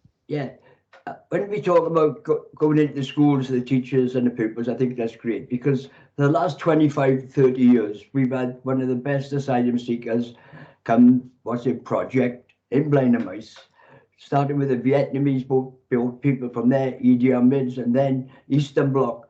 It's been going on for 20, 25 years, and it's worked up here a treat. When we talk about getting involved, integration starts at the school gates. When those children come out to school, holding hands, and that's when parents come together. It's your turn to make tea. They've got a different version of that, and that's the way it's worked. So I'm glad to hear that they're actually going into schools, because integration starts at the school gate, without any shadow of doubt. Okay. And it's worked.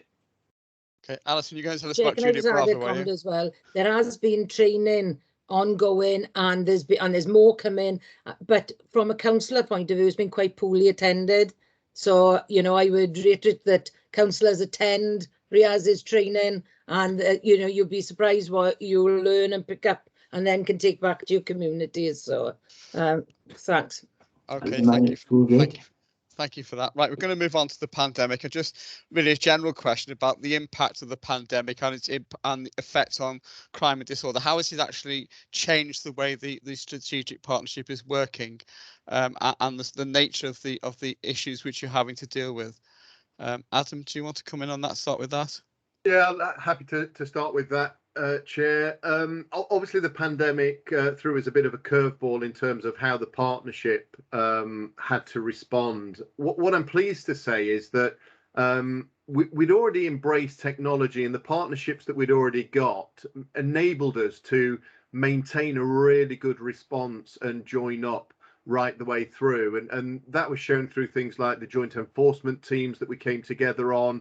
All of our meetings still took place just electronically. Although we couldn't meet in person, we'd already built the relationships through the PSB, through the CSP, in order to be able to maintain all those sort of connections. And one of the things that actually was a positive that came out of the pandemic, and when we think about perhaps violence against women, domestic abuse, and so on, because individuals had to go into hospitals or had to go to their doctor, and they had to go alone, it gave a new voice, a different way that we saw that people could interact and actually come forward, which before they'd kind of be prevented because somebody would sit with them, or they'd be manipulated into a position where they weren't free to speak. So it's enabled us to actually embrace other ways of connecting, and it's been really good to see those connections coming in, and we've been able to capture that as a CSP and through our various work streams with VADA SV and so on, in order to be able to capitalise that. We've had a number of successful bids that have come on the back of the pandemic also, especially around things like domestic violence, which was the biggest concern, that domestic violence was going to be pushed underground because people couldn't come out. In effect, as I've already said, it came out a different way and enabled us to engage on a one-to-one with all the agencies. So I think Paul will be able to give us a bit more detail around the delivery plans for domestic violence and some of the bids that we've put in.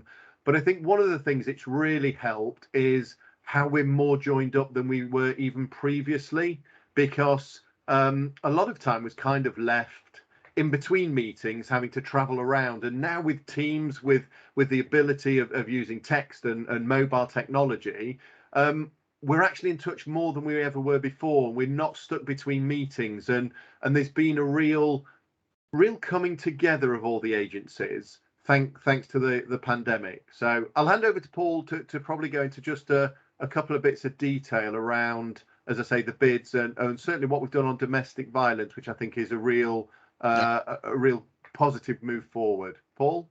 Yeah, thanks, Adam. Mark touched on it actually when we gave the presentation, but through the Safer Swansea and working with the Police and Crime Commissioner, we submitted a bid under the Safer Streets Home Office programme, and you'll be pleased to hear that we were successful in that bid, which makes a change because actually the last 3 years we've tried to do it and it's always gone to Cardiff. So it was a double celebration for us here in Swansea. That's actually £183,000, so it's not an insignificant sum of money that's going to be invested in tackling female safety through the nighttime economy in particular. So there's going to be a lot of awareness training for door staff, for those that run establishments. But more importantly, we've had over 20 organisations and businesses that have offered up safe spaces. So there is going to be ongoing training there that will provide a space for someone who feels threatened or vulnerable to be able to seek some support in a safe environment where that threat can be reduced. So I think that's hugely encouraging that we've got the money, and secondly, we're able to actually invest that in an area that clearly is of significant concern to us as a partnership. Also, that coming from the bid is that we're going to be involved in a campaign utilising barbers and hairdressers outlets, which will be launched in the spring. And each outlet will have a lot of literature provided to them and stickers on the mirrors there which said, who do you see when you look in the mirror? And we've had some really, really good feedback from those hairdressers and barbers that we've initially had conversation as to whether or not they would support this campaign. So that is really exciting, and I think that we can make it more sustainable as well as we develop it further, because I know for a fact if the fire service were here, they will tell you that they've offered up, I think, 4 out of their 7 stations as safe spaces, so that at any time, if anyone felt threatened, vulnerable, or just needed somewhere to go where they could feel safe, they have the ability to be able to do that. And I think part of this going forward is going back to what a number of you said, is about how we communicate this, how we get it out to you. And I can pick up a little bit, if you've got time, about the social media that we do through Safer Swansea, that actually our corporate social media will follow, but also the partners that actually are linked into that now, and the growth in the numbers that are following, sharing, tagging, and all the things that I don't really understand, but apparently are all going the right way and in the right direction with awareness, support, and people being able to access that information readily. So going back to the domestic violence, I mean, some really, really good stuff that has continued to be delivered throughout the pandemic, but has been developed further now, which is going to be starting work on a whole school approach to addressing violence against women, domestic violence.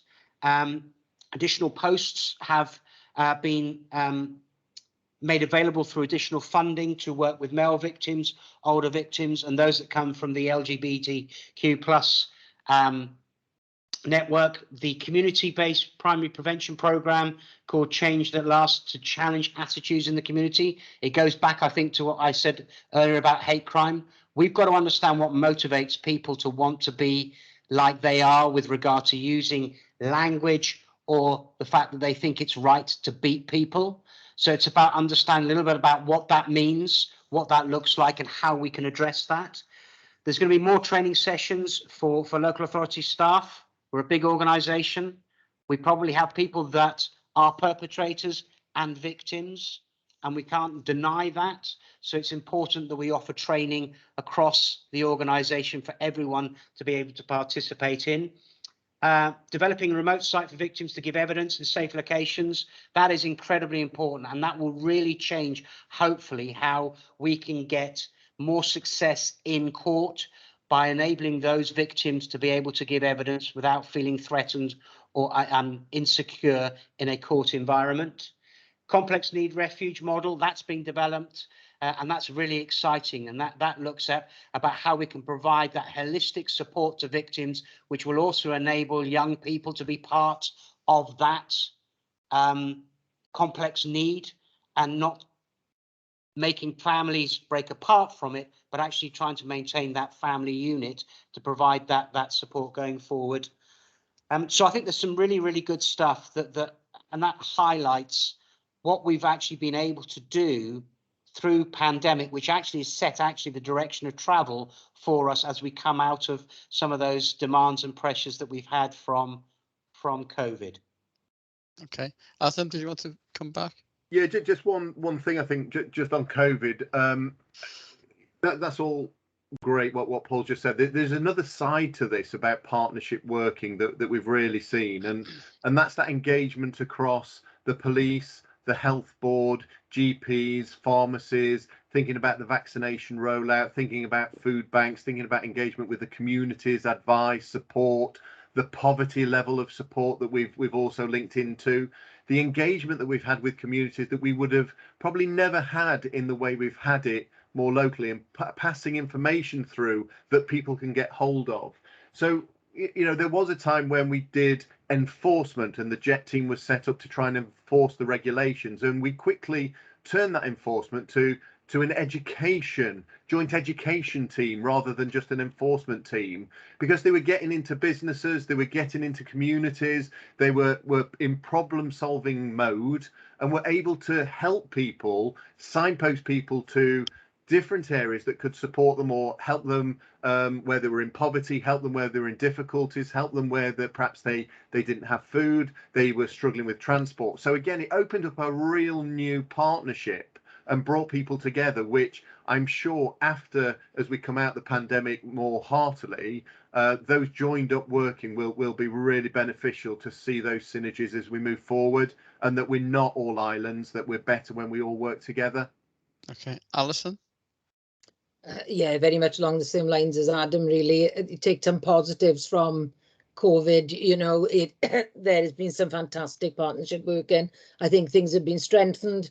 You know, we've been able to communicate perhaps quicker, easier, maybe not so much red tape as well. So we've been able to sort of move quicker, but I think it's allowed a creativity to come. You know, we've sort of had to think out of the boxes a bit more, apply for funding perhaps that we wouldn't have applied for in the past, you know, and, you know, if you even take the example of the bot that was embedded within, designed, embedded in the council website, because we know victims of domestic abuse would be perhaps online more looking, you know, and to have that information for somebody there, you know, on screen that would then disappear the minute that they came off it, so nobody could trace back after them. You know, they really are quite huge things that have happened in COVID. So I won't reiterate what Paul and Adam have said, but there's a lot of positives come out of joint up working throughout COVID. Okay, thanks, Alison. Clive, did you want a question on this particular issue? Yeah, so on the COVID Chair, COVID aspect of coming out of COVID, and yeah, listen, it all sounds excellent, the work that's been taking place, and I know it's been very difficult, and you know, I'm sure we all appreciate, like I said, the work that's taken place, and it's great that it feels that new partnerships are being formed and we're in a stronger position. I have to say, though, reality on the ground doesn't always feel like that, and this is not a criticism of the Safer Swansea Partnership. I've been vice chair of it myself, and I know that it operates at a very high level, but on the ground, it sometimes feels very different, and I suppose some of the unintended consequences that, and I'm talking from a ward perspective here, I don't know whether other wards have felt the same, some of the unintended consequences, some of the actions, certainly during the first phase of COVID, in terms of making sure we get people off the streets, which was absolutely the right thing to do. but it has caused problems, you know, and I'm not going to beat about the bush, you know, in Port Tenant, it's caused us, there's a legacy now that that we didn't have to quite the extent before COVID, and it's a mixture of housing, drugs, antisocial behaviour. Some of the PSPO policies in the city centre has meant that some of that activity has now drifted over to St Thomas and Port Tenant. And we feel, you know, I feel as if we've had to manage a lot of that ourselves, and it's credit to our housing colleagues, our local police, and myself and Joe for some of the actions that we've tried to put in place. But it's causing real community cohesion, because just by the nature of the tenure of some of the council houses we have, 1-bedroom properties, you know, we've seen an influx of antisocial behaviour without a shadow of a doubt. And part of that is taking people off the streets during COVID. And we're left with that legacy. So, you know, we've had to deal with some real issues I'm not aware of that we've needed or have contacted the Safer Swansea Partnership. But, you know, great, all this stuff. But, you know, I just want to highlight that there are some real issues in our communities that are a legacy of COVID in many respects. All actions for the right reason. But, you know, let's not beat about the bush. It has left a legacy of for some of our communities, and that we're struggling to deal with still. Thanks, Clive. Adam? Yeah, thanks, Clive. I totally agree. I think there is a big legacy that will come out of COVID, and part of the reason that we didn't just press ahead and say we're at the end of a Safer Swansea Partnership strategy and we'll just write another one and leave it 6 months is so that we can capture those. And I think some of those legacy will feed into the future strategy in terms of what we're going to tackle. We just need to scope those. Some will come out of the wellbeing assessment as well that we're currently working on in terms of what's that showing to us, and some of the problem-solving groups within each of the wards should be flagging that up and bringing that through so that we can feed that into the next phase of the strategy. I think we need it in that strategy. Rather than trying to do it piecemeal, little bit by little bit, it's to bring it all together. And I think as we come to that final part of the easing of COVID, I think we'll see more legacies coming through in terms of issues that communities face. And that's the right time in which we need to address those as a partnership and bring them together. So I totally agree, Clive, there's good and bad that's come out of it. Much that happened in the first lockdown, we identified lessons that we needed to develop, and they were better in the second, but we've now got 2 years of that legacy that we need to respond to. And we're in that process now of trying to capitalise on what all of those are and understand what the dynamics are, things that have been put in train earlier. What does that look like, and how are we going to solve that moving forward? So totally agree. It's not a perfect world, but I think the next strategy will have part of that to address it. And as we develop that in 6 months' time, I look forward to members being actively involved in that and signposting through your PSGs and through the consultation periods in order to feed into them. Can I also just come in there very, very briefly as well, Clive? It's good to see you again as well. It's been a long time. But also just to confirm that we were successful with a bit of the ERF money, and what we're going to develop over the next year are a number of community engagement events across Swansea. So I will be coming to you, and what we're going to look to do is use the blueprint of Mayhill and the engagement, because what actually that did do was enable us to, in partnership, work with the community, and we're now taking forward a lot of actions that came from that. So we want to actually do that across Swansea. So I will be coming to you after PERDA with some dates that we will be able to work through to deliver it with you, working with you, with partners, and you'll be pleased to hear that all that supported Mayhill and more are committed to supporting the events. Okay, Thanks, Clive? Paul. Can I just say, Chair, I thought Adam was more of a Z Cars man rather than a. I thought more softly myself, but there we go. How old do you think I am? Dr. E. Okay, Peter, do you have a question on pandemic as well, Peter Jones? Yes, thank you, Peter, a simple question, if I may. And I'm not asking this question tongue-in-cheek, although when you hear what it is, you may think so. And that is, to what extent have we seen breaches of COVID rules over the past pandemic years in Swansea? And what has been the take-up of resources to ensure enforcement of those rules? Thank you. Trudy or Mark, do you want to come in on this? Oh, Adam wants to come in first, I see.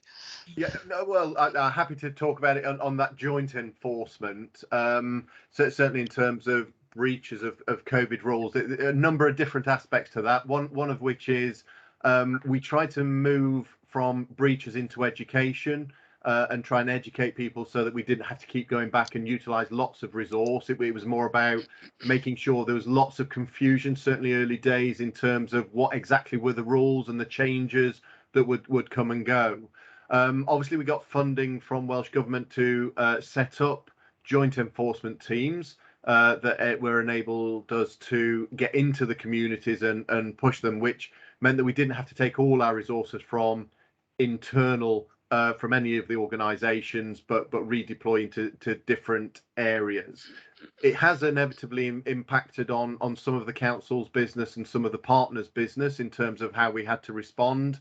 You'll know some of that enforcement and some of the COVID work, for example, on environmental health, especially in terms of public health. Officials had to be diverted into a different area. So there was quite a take-up of resources into those, and that has affected certainly some aspects of the business that we would normally continue as business as usual. We're starting to regain a lot of that and get back into that business as usual and reclaim where we were in terms of recovery strategy in order for that to happen.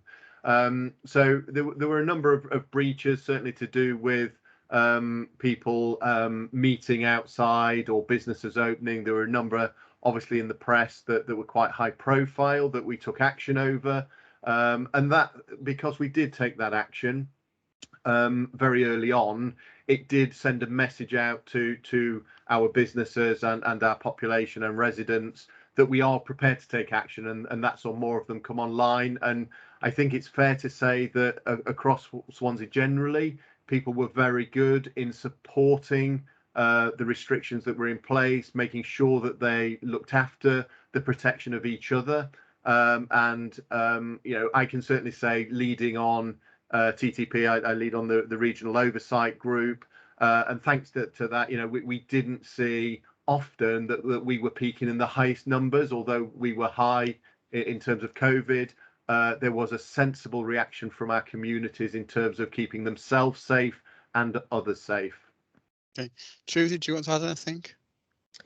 No, just to reiterate what Adam said, really. So Adam's spoken about it from a partnership perspective. You know, from a policing perspective, I will say we followed the 4 E's throughout. It was always that educate, engagement.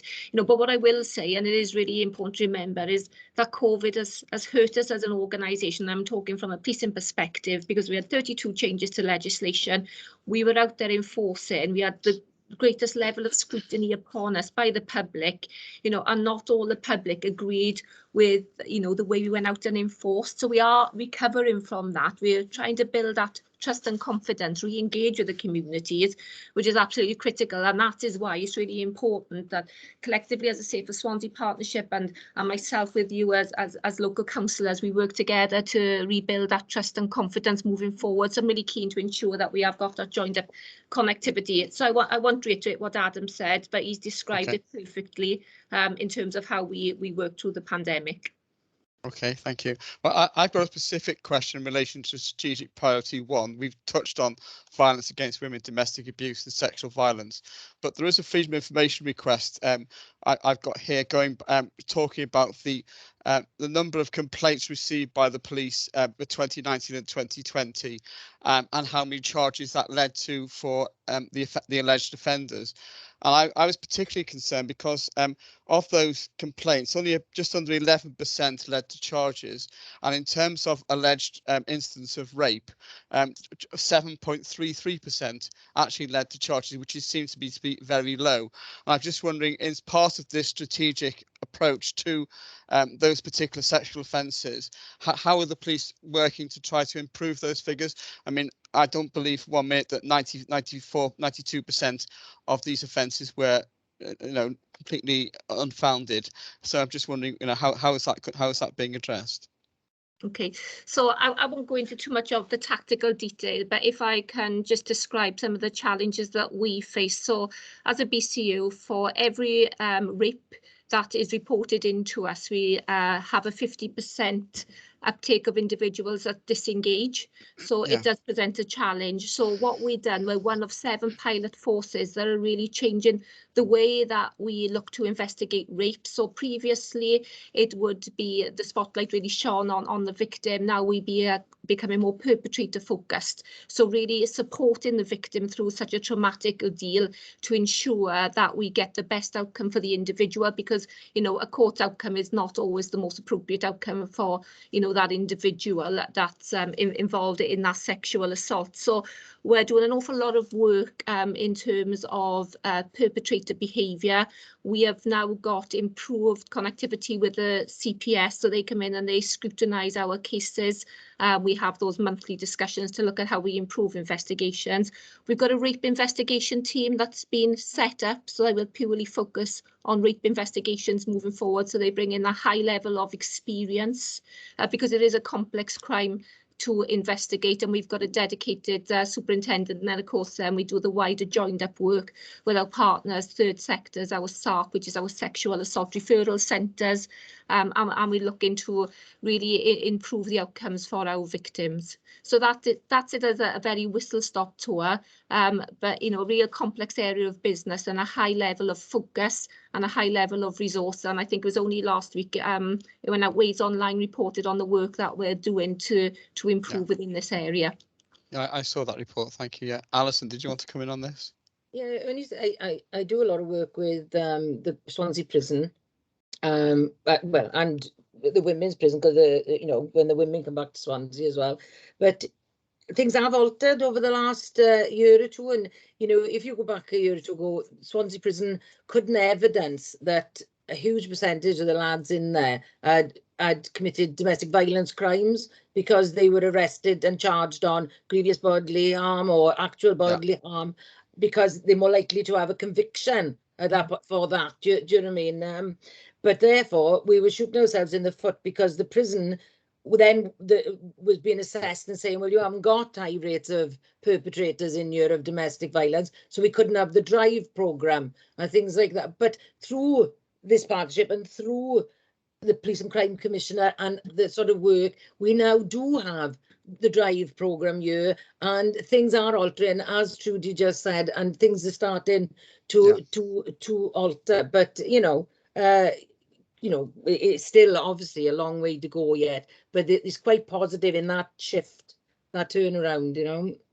Yeah, obviously, I mean, domestic violence, obviously, my concern is the rape figures. I mean, in 2020, 1,078 complaints in relation to rape, and only 79 people were charged, or 79 charges later as a result of that. So it seems a very low figure, and I think that does need to be addressed. And this isn't just South Wales, this is across the whole country. I understand that as well. So I'm not trying to single out South Wales. I just happen to have the figures for South Wales and South Wales police officers in front of us. So, so please don't think we're singling you out.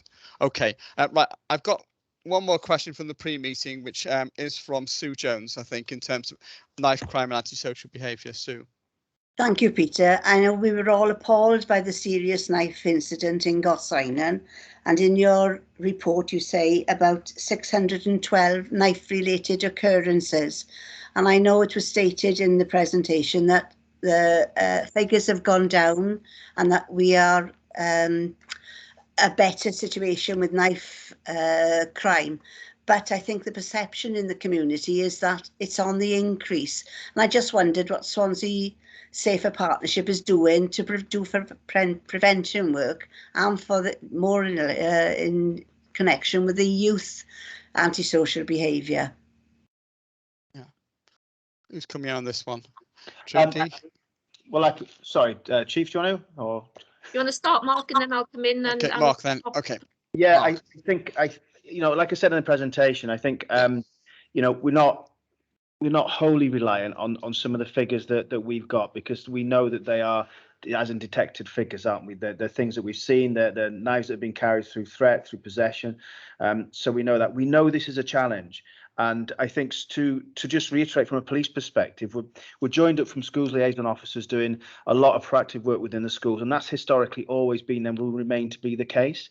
It's even recognised nationally and regionally now that we need to further push the messages and educate the youth. And I know that the Violence Prevention Unit, which is South Wales wide, with this particular initiative, are doing a knife crime campaign for 11 and 16-year-olds, because it's not something that's specific to Swansea and the borough. It's something that we know that is vulnerability with the youth. The areas where youth congregate, that we have these issues, and particularly with areas where it's within a gang culture can generate. And we're not saying for 1 minute we've got that within Swansea, but I think I want to temper the figures saying we're not on a cusp of a disaster here, but we do know we've got to continue to work to challenge and educate the youth in this particular area. So I think as a partnership, the knife crime elements of that sit within the partnership naturally. Some of the issues we've got and some challenges we've got around looking at the crime and statistics there for us to sort out. But I think there's some reassurance that as a partnership, there's something particularly with youth involvement and all the third sector and issues that we've got here locally, which we could list for you, where we know that we've got congregations and youth and cohesion coming together with workers and youth workers and the youth service. We know that stuff is really positive, but we've not got to get our foot off the gas, and we've never got to let up with this particular area of business, because it is one that represents a challenge in education alone. Chief, do you want to come in? Yeah, thanks, Mark. So as Mark described, it is a real key area of focus, but it is a word of caution in terms of our statistics, and we have spoken about statistics today. So when that information is drawn together and you talk about that high number of occurrences, the way that the statistics work is when a report is made into police, whether it's through the nines or any other matter, as soon as there's a mention of a weapon or a knife, it will be recorded as a knife crime. So that is why it appears high. But in reality, our knife crime incidents are dropping. So if someone reports, I've been threatened with a knife, that will count towards a statistic for a knife crime incident. By the time we go out and report it and investigate it, it may not be as reported, or it may be another offence has occurred. So in terms of providing some reassurance, as Mark described, we are not taking our foot off the gas. We are remaining focused as an organisation, as a partnership. But I've spoken to the detective. Supra's got scrutiny in terms of this area of business. We are down in terms of knife crime, and the BCU that we operate in, Swansea Neath Fatal, but when we look at our positive outcome rates, so bringing charges or appropriate outcomes to those that may feel it necessary to carry a knife, we're doing particularly well, and we have got the highest positive outcome rate. You look at the public perception in terms of what happened in Gosaingan on Thursday of last week, and it was shocking scenes, and that went down to social media and Wales Online, and of course it does heighten tensions within the area, and we've looked at the work of the Safest Swansea Partnership, third sector, the safest spaces, the youth engagement within the community, and it's absolutely exceptional what's been going on there. There's been proactivity in terms of knife sweeps, there's been additional cameras put up in the area, increased patrols, our AFR, which is automatic facial recognition vehicles, have been out.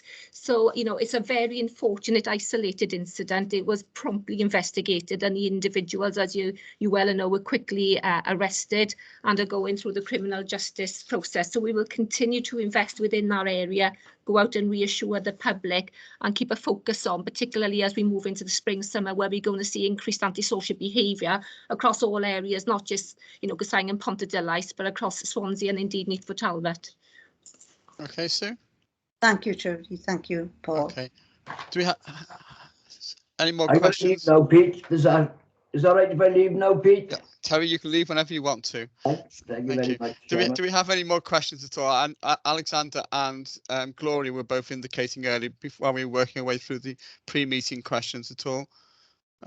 No? Thanks, Chair. My question was related to social media, the high-tech stuff around educating and moving that forward. I think over the course of the answers that we've received, I've been able to build up a picture, but I'd certainly really appreciate just some kind of report about what that coordinated social media engagement looks like across the partnership. Individually, the individual agencies themselves will have their own discrete activities that they're taking part in. Well, what does that Safer Swansea partnership activity look like in coordinating those discrete activities, please? But perhaps offline, if we could get some more detail. Well, maybe Adam could give you something now. I don't think there was social media in Zcars, was there, Adam? No, not all Juliet Bravo at the time. No, it came much later. Much later.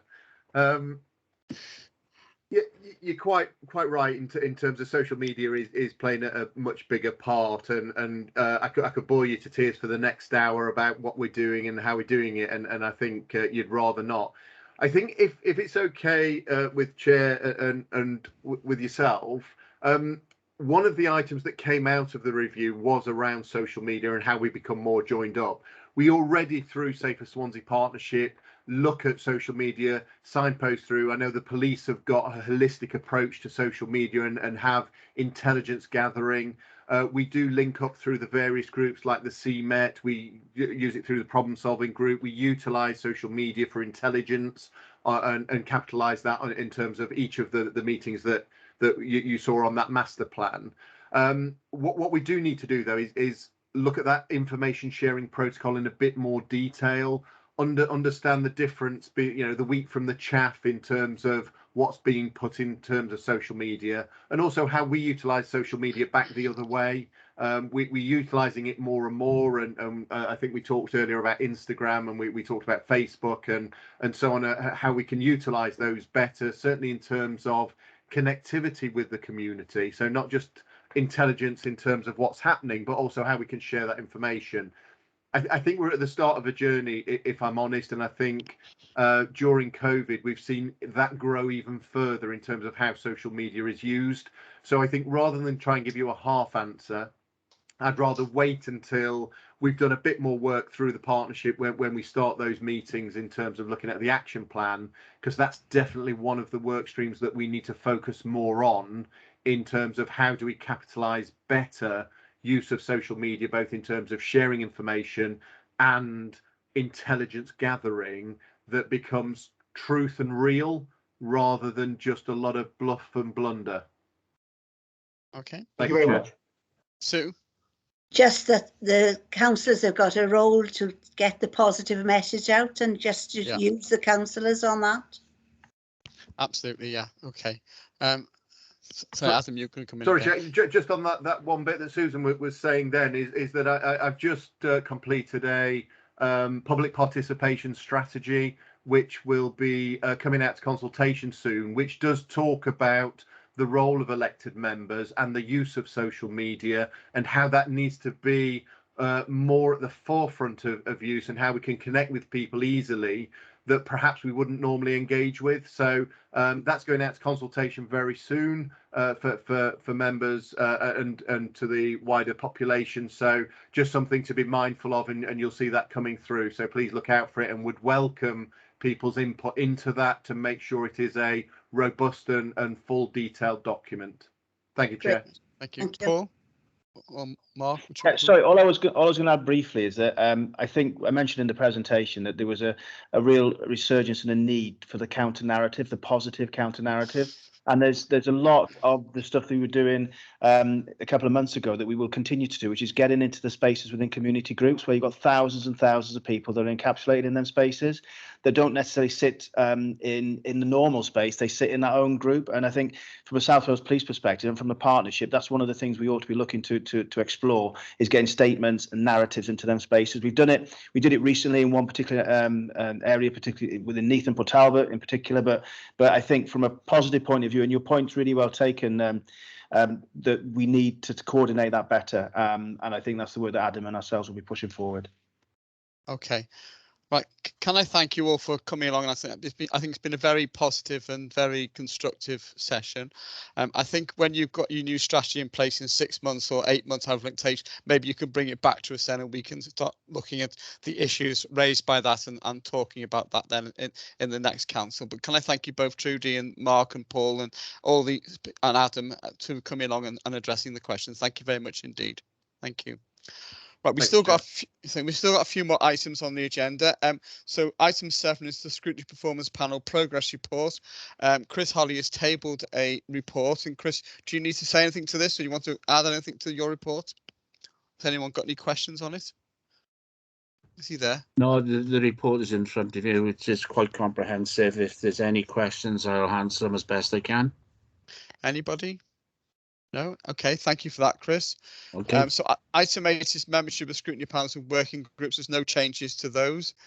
Item 9 is the scrutiny work programme. I've just got 3 things I need to say about this. The next meeting is the 15th of March, which will be the last meeting of this council term. I've added an additional item to that because the Service Improvement and Finance panel has not been able to fit it into its work panel, and that is we're going to be looking at the annual complaints report, the non-social services sides of that, which I promised the chair of audit we would do before the election. So I've fitted that into that one as well. We'll also be looking at a number of other issues as well as part of that, but I've just added that to that. The procurement inquiry final report will also be reported to that committee, so we'll be asked to agree a submission to Cabinet for decision. So that will be coming then as part of that meeting. And then the final thing I want to say is in relation to regional scrutiny. The South West Wales Corporate Joint Committee is now met, and we're starting to set up an overview and scrutiny subcommittee, which is going to be serviced by Nice Talbot Council to look at the work that they do. That will not preclude us asking questions about our involvement in that particular joint committee either. So those are the 3 things I just wanted to say in terms of the work programme. Does anybody wanted to ask any questions about that or raise any points? No? Okay, thank you. So item 12 is scrutiny letters, which are in front of you for information. Just to note, the Equalities Inquiry Panel, which Lyndon Jones chaired, met on the 26th of January and concluded its formal monitoring of the inquiry recommendations and impact. And they apparently were happy with the implementation of the scrutiny recommendations and the positive impact the inquiry had made. Lyndon, do you want to say anything on that? Is Lyndon still here? I am, Chair. The only thing I'd add actually is that one thing we thought could be taken forward, and that is to build upon the development of a core production strategy, and we thought that could possibly be we could create a one-off working group in the future to look at core production and how it's progressing throughout the council, because it is quite important. That's great. Thanks for that. I think Bridge will take a note of that, and when we come to convene after the elections and set the work programme for future scrutiny committees, that's something which could be taken on board as part of that, if that's okay. Okay. And then item 13 is date and time of the scrutiny panel meetings. And then the next meeting, as I've said, is the 15th of March at 4 p.m. Can I thank you all for your attendance? I think it's been a very useful meeting, very interesting, and I hopefully see you next time. So thanks very much indeed. I declare the meeting closed. Thank you. Thank you. Thanks, everyone. Cheerio. Bye-bye.